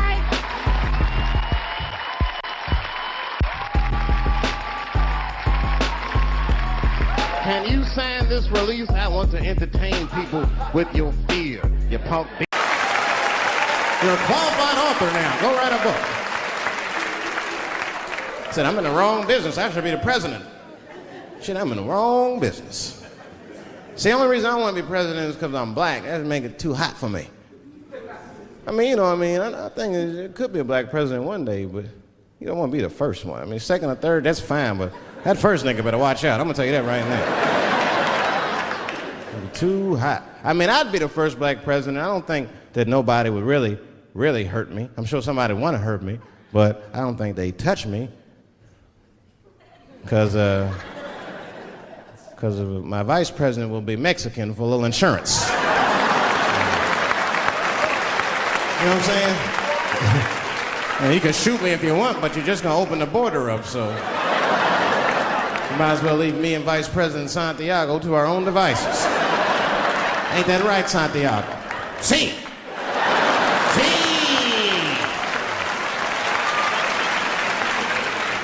Elian can stay. Don't worry, I don't got no Elian jokes. All I'll say about Elian is thank God he's Cuban. Because if he was Haitian, you'd have never heard about his ass. No disrespect. No, he's right. He's recording me. She's violating my personal space. Wait a minute, baby. No, shut the up. My man. No, we're not doing that either. We're not doing that either. We're not doing that either. Put your clothes back in. Put your clothes back in. Come on. My man. Dude, go ahead. My man. No, babe. No, I didn't tell him. Babe. I'm sitting right here. Babe. I'm sitting right here. Are you grabbing me? I'm not grabbing anything. My man, we're not doing nothing violent. Okay. There's some violence going on here. Y'all come up to me. We came up. Are you still recording right now? Bye. Excuse me. Take care. Get up. Mom, Are you still recording right now? No, he's not. Bye. Is that why you're tilting the camera right now? Come on. Or you're not. Show them. Dude, I don't need y'all up in my space. Just put your phone away. Hey, they're in his space. Listen to me. I will. Hey, stop. Listen to me. Tell you right now. Why? Chad, come on. I'm walking out. No, come on, let's go. Yeah, we're leaving. We're leaving.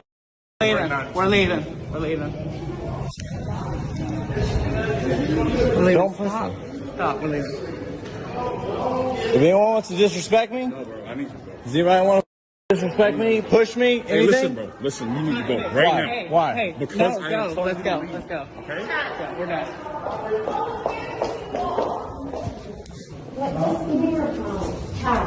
No. Let's call the cops, but let's go.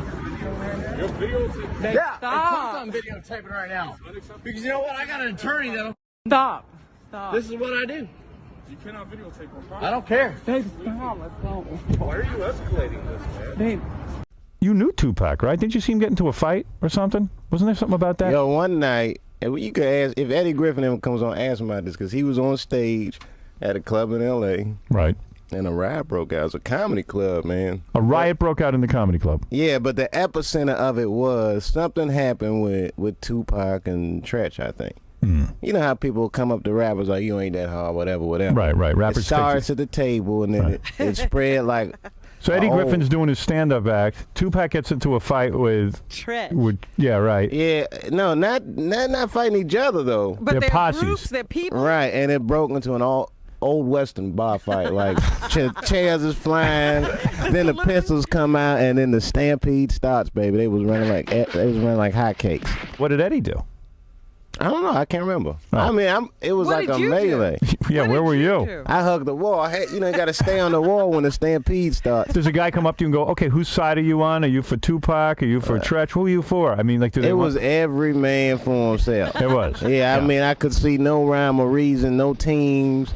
Everybody just fighting. But you didn't throw any punches. Weird crap happens at these comedy clubs. Someone told me you started out you used to go to the salad bar at Denny's and just do stand-up comedy at the salad bar? Nah, what it is club. Damn. I didn't do it At the salad bar. They had a club where Right. in the stage, like the stage was in front of a salad bar. Right. It wasn't a Denny's. Right. It's not it looked just like a Denny's. Right. But you know Denny's don't got no salad bar. Right. So it's like a Denny's with a salad bar, and then the people would come and. They hired you to do that, or you just stared doing it? No, they hired me. They hired you. I won't go to Denny's for any reason. That's weird to hire somebody. Yeah, right. No, but you when you like someone goes up to get a salad and you'd start annoying them with jokes and stuff. Well, that they weird? make me do it. I mean, yeah. What kind of restaurant would think to hire a comic to work the salad bar? But you know, this is like the 80s. They had comedy anything club everywhere in the 80s. You live in Ohio. Your wife is in Ohio, right? Yeah. Yeah. Now you're here doing you're going to be doing your stand-up next week at Caroline's. You're shooting a movie in Canada? Right. Well, this is the thing, right? See, sometimes when I'm gigging, I just be in a place for one night. Right. Because we got the baby, forget it, man. Right. She's going to stay home. Right. But if I'm in a place for a chunk of time, she'll usually come meet me. Is she up in Canada with you? Yeah, she's going to come up. I don't start. I've been rehearsing now. You married, what, 5 months now? 5 months, man. It's happening. Less sex now that you're married? Yeah, because we had a baby, too, man. Yeah. You already experienced a drop-off. Yeah, my sex stock has plummeted, man. I'm down there. It's hard to, but it's all right. So what do you do? How old's the baby? Oh, he's 5 months. He's as old as my marriage, as a matter of fact. It's kind of a rush. Some said, So what are you doing? You go to strip clubs a lot, right? I don't go anymore. I don't like the irony in them places. What do you mean? Well, all right, it's two kinds of strip clubs. You got your down and dirty strip clubs. Like, you go down south, they got, like, the booty hole Naked, and all this crazy. Booty hole. Yeah, here it's like scores and diamonds. Down there it's booty hole, stank trap, and all these things. Stank trap. You know something's going to happen down there. The places where even the truckers are like, woo. But it's, like, the nice ones in New York, the gentlemen's clubs, I don't like, you don't let you wear your hat, shirt, and you take off your hat.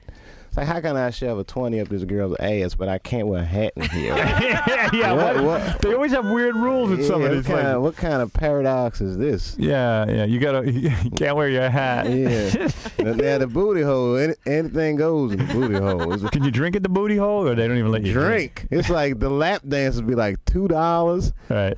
You ever go to a strip club down south and some of the girls are racist? They won't let like a black guy touch That them. happened to me in London when I was 20 years old. Right. A lady said she would not dance for a nigga. She used the word. Yeah, because I was laughing. Let me tell you what she did, though. And she did. All right, first of all, she came in, she was late. It was me and this other comedian. Right. And then she comes in late, and she says, I got to change. She comes out in like one of them Jane Fonda workout leotards. And she says, I'm not going to strip. I'm just going to do some exercises. Right. And starts like stretching and bending over like this is sexy. Right. So, of course, laughter is going to happen. I mean, I was Wait a minute. You're not at a club. This is like some kind of weird London. It had all the symptoms of a titty bar, but then the lady is working out. Right. So we just start cracking up.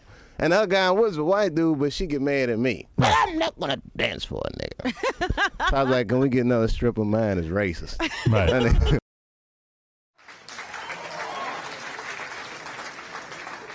All right, here's the story. I started doing stand-up comedy when I was 14. I'll never forget the first time I was on stage. The guy that introduced me was a guy named J.T. Newton.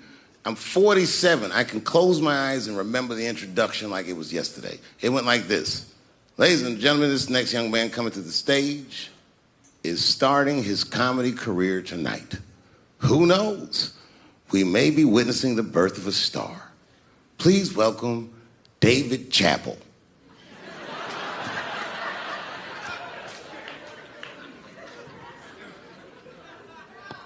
From the first time that I ever held a microphone, I was sure this was it. I knew I was home. I knew I had found my thing. And my God, man, I was a child. I got good. Matter of fact, I was good from the moment I started.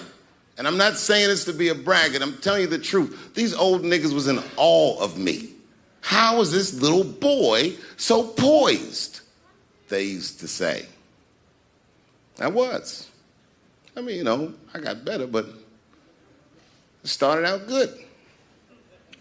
About a year into it, when I was 15 years old, I had written a joke during the AIDS epidemic about having a Goodyear condom. Something, I don't even remember the joke. Something about an industrial strength condom by Goodyear.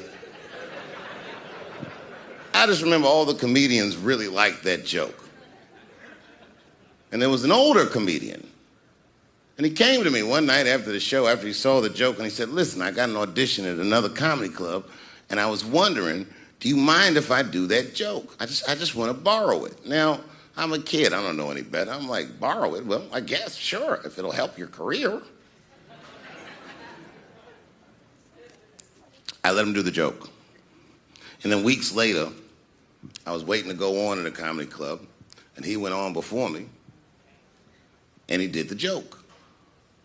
And after the show, I pulled him aside, and I said, hey, man, I don't mind you borrowing my jokes, but you got to give them back. He said, oh, I forgot to ask you. He goes, let me buy that joke from you for $50. And I said, man, I'd do it, but I'm just starting out. I need all the material I can get. The idea being that the more material I can accumulate, the faster I'll be able to make money for my work. I said, I can't do it. I want my joke back. I'll never forget this. Remember, I was a 15-year-old child. This guy was a grown-ass man. He stood up over me so I could see how big he was. And he said to me, really? I can just take it. And he did. I got scared because I was a child. But I never forgot that. I never forgot that. I was 15 years old. I'm 47 now. I think about this guy all the time. When I look at my own kids and I see how young and innocent they are, I can't believe someone did that to me. And I don't think about it every day because that was the worst thing that happened to me. I think about it every day because that was the first time that someone ever did that to me. But in my career, it has happened many, many times since where someone would intimidate me or scare me and take something that I believe was mine. I'll tell you another story. Now I'm 18 years old. I'm living in New York City, and I just finished my first road tour, which was a very difficult tour. I'll spare you the details. Now I'm back in New York, but my rent is paid, thank God. And I have $60 to my name, and a woman that I had met in Pittsburgh, a bad Dominican bitch,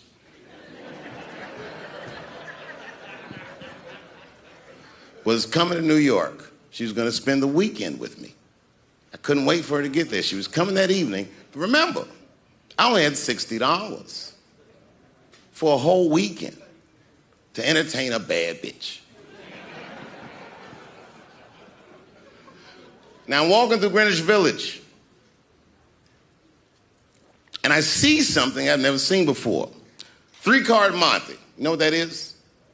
Yeah, the guy had the whole thing. The table was set up, and he had the 3 cards, and the crowd was hooting and hollering, and he was like, find the red card, find the red card, and people were playing. Sometimes they win, sometimes they lose, but it was really exciting, and I'm standing there watching it, and I noticed while I'm watching them play this game that the red card, the one you're trying to find, had just a little bend on the corner. And I'm watching it, and I'm like, yo, this guy doesn't seem to know that red card is bent. I'm going to beat this motherfucker. And I walked up to the table, and I said, let me play a hand. And I put my last $60 on that table, and he starts to shuffle and find the red card, find the red card. And I kept watching that bent card go around the table, make sure I kept my eyes on that bent card. And when he stopped shuffling, and he said, find the red card, I pointed to it with confidence. Here it is right here. And he flipped it over, and it was black. And he took my money. I couldn't fucking believe that. How did this nigga do that? Was that magic or sorcery? I was confused. So you know what I did? I sat there, and I watched him for a real long time play the game. And I realized that all those people who was doing all that hooting and hollering and betting, my God, they were his friends. They were in on the whole thing. I felt so wronged. I felt so stupid. And then the next sucker came up to the table and was about to put his money down. And I said, fuck that, man. Don't put your money there. All these niggas is in on it. It's a trick. And when I said that, the guy that was dealing, and this motherfucker was huge, snatched me up by my collar. Feel how strong he was when he grabbed me. I was a skinny little guy. And he was gonna maul me. And the only reason he didn't, I'm sure, is because he saw the fear in my face. And that fear, he looked at me. I saw his eyes go from hard to soft. He softened. Then he looked at me like the way a father would look at a child. And he said to me, young man, don't ever come between a man and his meal. I never forgot that either. Most niggas would have to run the streets for years to learn a lesson that profound. It took me 2 seconds. Never get between somebody and their paper. Taking a man's livelihood away from him is akin to killing him. Do you know why Prince, the famous rock star that was a friend of mine, do you know why he called himself the artist when he came back? He calls himself the artist because that's what they call us in our contracts. Oh, these contracts are crazy. You should hear the terminology they say in these contracts. To use your name and likeness in perpetuity throughout the universe. Who the fuck could possibly know what that means? Nobody does. It's so complicated, in fact, that when you're a kid like me, you have to hire somebody to tell you what that means. And you sit down at a table and you do the contract game. And that's how I got with Comedy Central. I signed the contract. But I signed the contract the way that a 28-year-old expectant father that was broke signs a contract. I was desperate. I needed a way out. And it wasn't good money and it wasn't good circumstances. But what else am I going to do, I said. And all these white people sitting at that table told me, trust us, Dave, it's a good contract. And I looked around the table and they all seemed to agree it was a good contract. But what if it was like that game of 3-Card Monte? What if they were all friends and I didn't know it? And the bag of money was Iceberg's money in the first place. What was I talking about? What was I trying to tell you? Last week, 2 weeks ago, whenever it was, I call Lauren Michaels and I tell him, okay, I'll do it. I'll do Saturday Night Live on election night. And the day I made that phone call, the day I committed to it, it gets announced that Netflix is streaming Chappelle's show. Not just Netflix. HBO Max is streaming it too. Let me tell you another story about HBO. No, hear me out. Did you know, before Chappelle's show was at Comedy Central, I pitched that show to HBO. I told them what I wanted to do. Now, these are executives.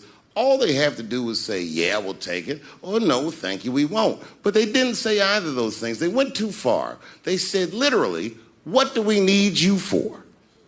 That's what they told me, as they kicked me out of the office. What do we need you for? And here we are, all these years later, and they're streaming the very show that I was pitching to them. So I'm asking them, what do you need me for?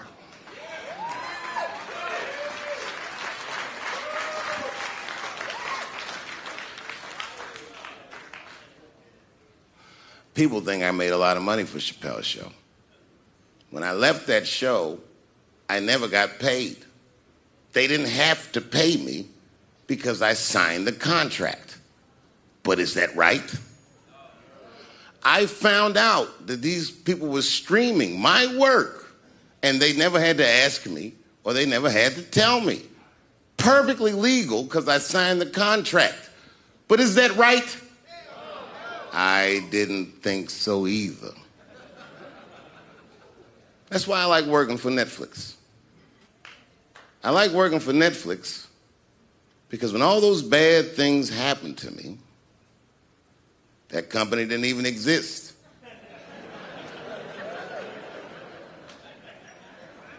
And when I found out they were streaming Chappelle's show, I was furious. How could they not know? So you know what I did? I called them and I told them that this makes me feel bad. And do you want to know what they did? They agreed that they would take it off their platform just so I could feel better. That's why I fuck with Netflix. Because they paid me my money, they do what they say they're gonna do, and they went above and beyond what you could expect from a businessman. They did something just because they thought that I might think that they were wrong. And I do. I think if you are fucking streaming that show, you're fencing stolen goods. They stole that from me. They just took it. And I'm not up here trying to tell you guys that I believe that Comedy Central gave me a raw deal just because I'm black. I believe that they gave me a raw deal because this fucking industry is a monster. It's the same monster that these Me Too bitches was trying to tell you about. But they hate the monster for how it fucks. And I hate that monster for how it eats. But my God, man, it's the same monster. When I quit the show, all my friends would say, well, fuck them, Dave. Why don't you just do Chappelle's show at another network? Yeah. And why doesn't a slave run from one plantation to another plantation because the master over there might be nicer? My God, man, I was trapped. You know what? Tell you the truth. I've even thought about coming back and doing another Chappelle show. Well, but if I do, I can't call it Chappelle's show because my name and likeness is being used by them in perpetuity throughout the universe. It's in the contract.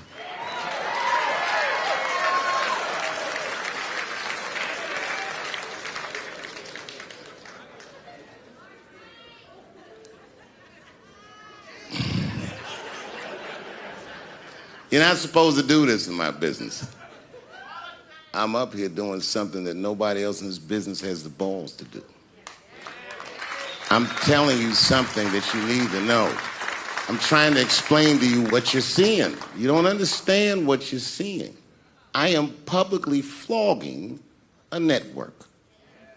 And I know that this network niggas, they watching me and they saying, why are you doing this so publicly? Doesn't feel good to be flogged publicly. Oh, believe me, I know. I know exactly how that feels. When I quit my show, they said I was crazy. What was crazy about it? I just didn't want to do it anymore. They said I smoked crack. That's impossible. I was a devout Muslim. I didn't smoke or drink. But I do now, bitch, because you ruined my fucking life. Now it's their turn. This is their first nigga lesson, and I'm honored to give it to them. They're gonna pay me for this show. I called my agent. I said, is there anything I can do about this show? And he said, no. Well, fuck you too then. If you want something done right, I guess you gotta do it yourself. So I'm not going to the agents. I'm coming to my real boss. I'm coming to you. I'm begging you. If you ever liked me, if you ever think there was anything worthwhile about me, I'm begging you, please don't watch that show. I'm not asking you to boycott any network. Boycott me. Boycott Chappelle's show. Do not watch it unless they pay me.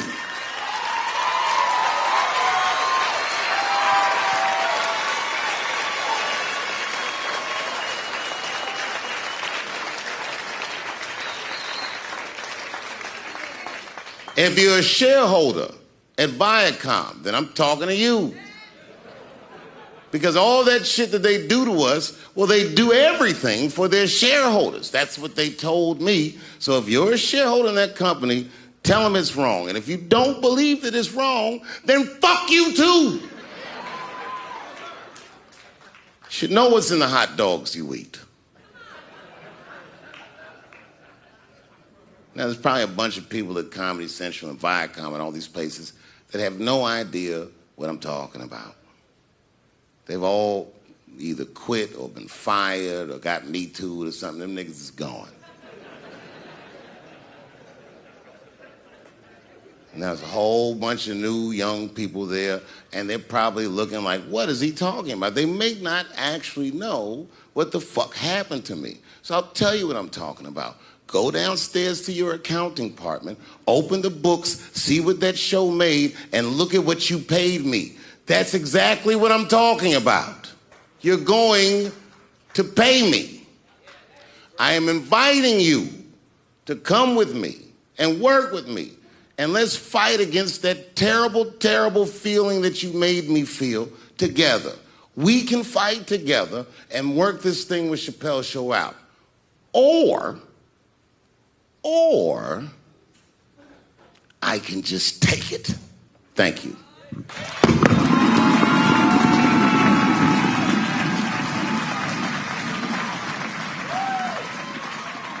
I need an alibi. I can't be no celebrity. This shit is just the worst.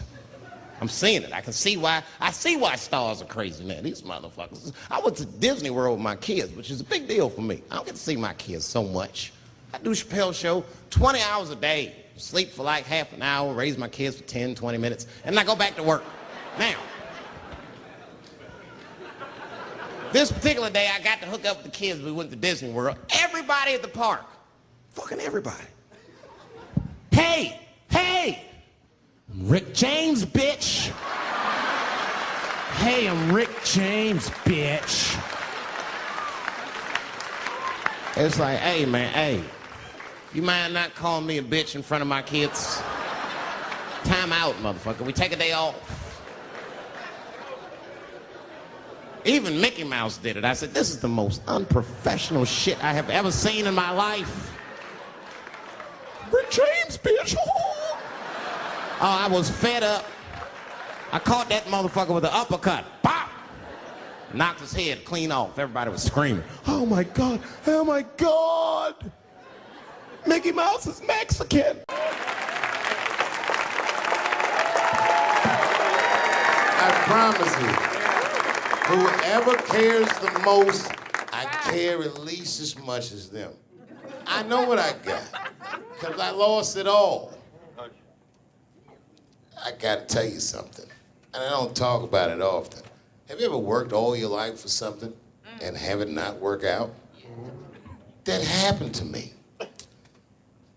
It was tough. Think about it. I was gone for 12 years. It's not a little bit of time. It was hell. I watched other niggas that I knew become very famous.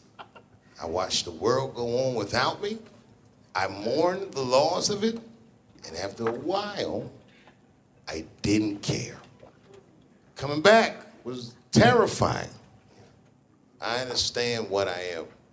I really do, more than anybody. Like when they write about me in history, I'll be dead reading it like, yeah, I knew they'd say that. They say that a person can't dream of a face they've never seen.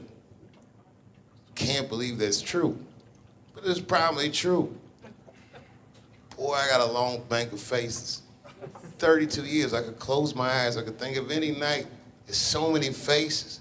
Every night, most nights, they're all looking up, smiling. You have no idea what the world looks like from there. All different races, all different colors, all different kind of beliefs, just looking at me, smiling for 32 years, night after night.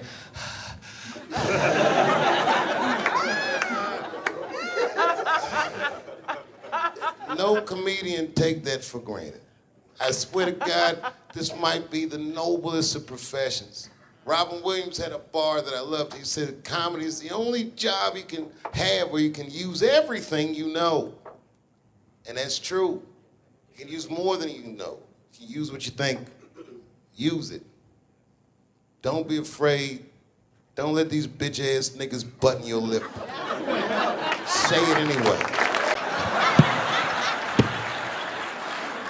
It's too fucking much. I got a lot of things to talk about tonight. First of all, I've stopped smoking weed. With black people, you didn't let me finish, motherfuckers. God damn. I'm sorry, black people, to break the news so publicly, but I can't smoke with you anymore.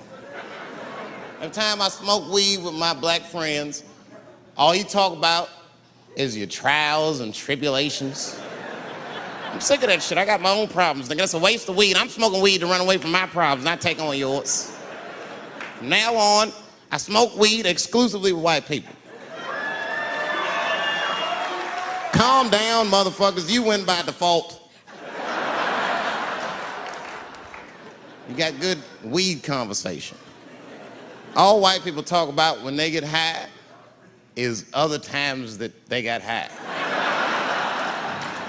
I can listen to that shit all night. Dude, remember at Frank's last week? It's fucking smashed, man. And catalogs everything they drink. 2 shots of Jaeger, tequila, 4 bong hits, man, beer, cheeseburger. That shit is great. Only bad part is you cannot pass out around white people. Every time white dudes pass out around each other, they always do some borderline gay shit when the guy's asleep.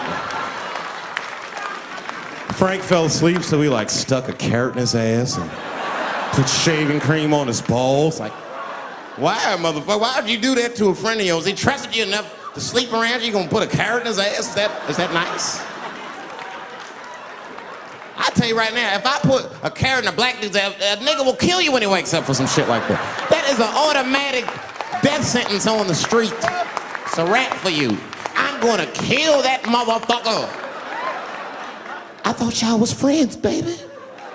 What happened? I fell asleep at his house, right? We was drinking, and I fell asleep at his house, and while I was sleeping, right? I'm just gonna kill that motherfucker, all right? That's all you need to know. And fuck carrots.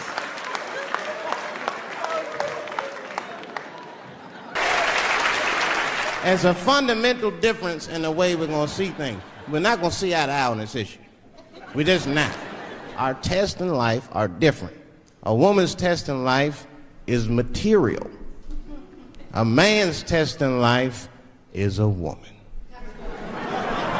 Now, by test, I mean that those are the things that we desire. Men have nice cars, not because they like nice cars, because they know women like nice cars.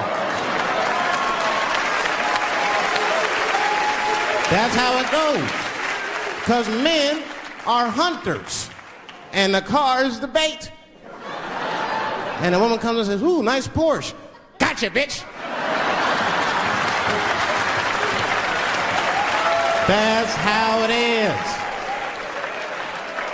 That's true. Come on now, you go to a woman's house, her house be comfortable as shit. Women love comfortable surroundings, so men get comfortable surroundings. Let me tell you something. If a man could fuck a woman in a cardboard box, he wouldn't buy a house. But that's still not where chivalry got killed. Chivalry got killed by the feminist movement on the magazines that got women going crazy, because women got too much advice about men from other women. And they don't know what the fuck they're talking about.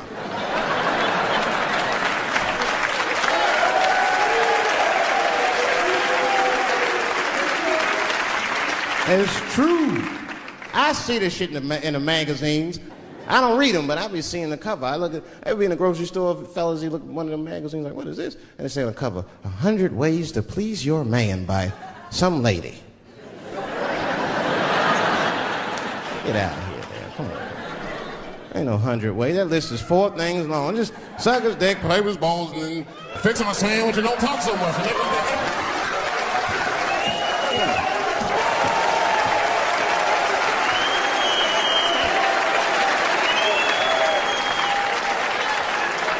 And then the magazines trick the women. The magazines start picking at your self-esteem. Every page you turn, you start feeling fatter and uglier, and you feel like your clothes aren't good enough. And the magazines have you forgetting how fucking beautiful you are. And that's what happens. Now look what happens. And then you forget how beautiful you are, and we all suffer. If pussy was a stock, it would be plummeting right now because you flooded the market with it. You're giving it away too easy. I'm just being truthful. I'm just talking. It would plummet. You'd be watching the news today, pussy plummeted again on the NASDAQ. Gold is up 10 points. You can see it. You ever have this happen? This is how confusing it is. This is the practical application of what I'm talking about. Like a guy be out, this happens to a lot of guys. You be out at a club, bar, right? He's kicking with your boys, and a girl walks by, and man, she looks good. She looks good. Not good in that classical way. I mean, you know, I'm talking good like she got half her ass hanging out her skirt. Her titties are all mashed together, popping out the top of her turtleneck and shit.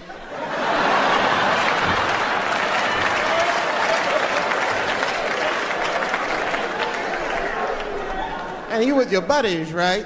You with your buddies, you got a couple drinks in you, and you see a girl, you might try to talk to her. This might not come out right. I don't know what you say, but damn, look at them titties! The girl gets mad and says, wait a minute. Just because I'm dressed this way does not make me a whore. Which is true. Gentlemen, that is true. Just because they dress a certain way doesn't mean they are a certain way. Don't ever forget it. But ladies, you must understand that that is fucking confusing. Just is.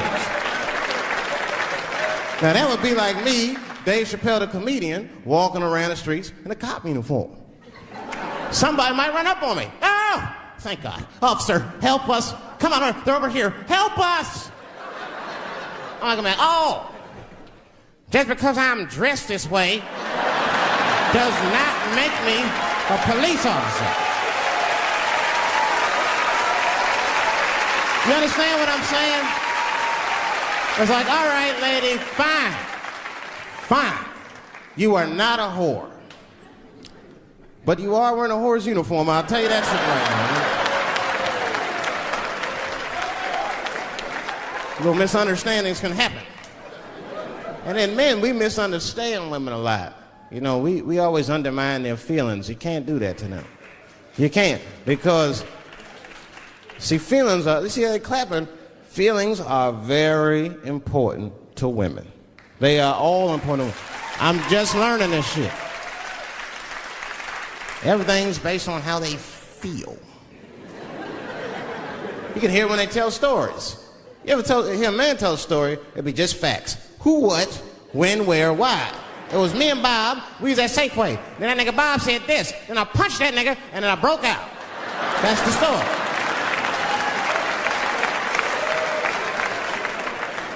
That's the story. Women tell stories, all these feelings. Well, first of all, you have to understand, I was on my period, and I just talked to my mother, so I was feeling like, God damn, there's too many feelings. What the fuck happened? Get to it. But I gotta talk about them. Gotta talk about them. That's how they always get me. I'll be sitting there, watching TV, chilling and shit. My old lady come up to me. David, we need to talk. Fuck! I don't say that out loud. That's how I feel inside. Because I know every time we need to talk about some shit that I gotta do. We don't ever have to talk about anything she needs to do.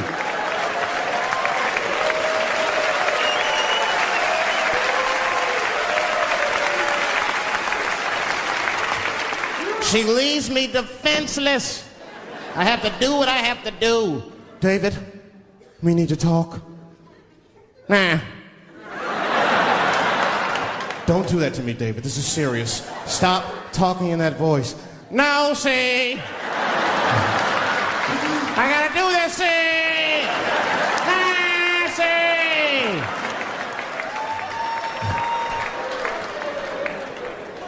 I complain, but I'm happy I'm with somebody. I don't want to be single. I don't like that. Sometimes you go to them single clubs, you see too much. I was on the road one club and I seen a thing they call a thong contest.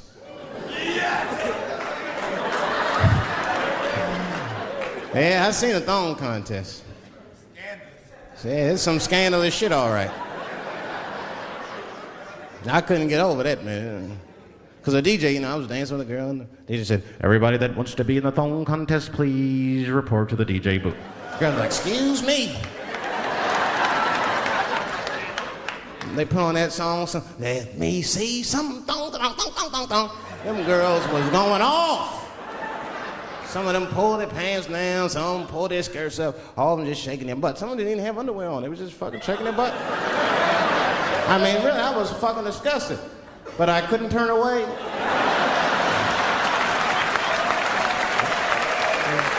But no, please, for the squeamish, just plug your ears. All right, one of the girls, you get so into it, there's no cops around, right? But she actually, I'm sorry to tell y'all this, she spreads her butt cheeks open. She spreads her butt cheeks open in the middle of a crowded disco, right? I was disgusted because I was like 10 yards away from her. I was like, oh my God.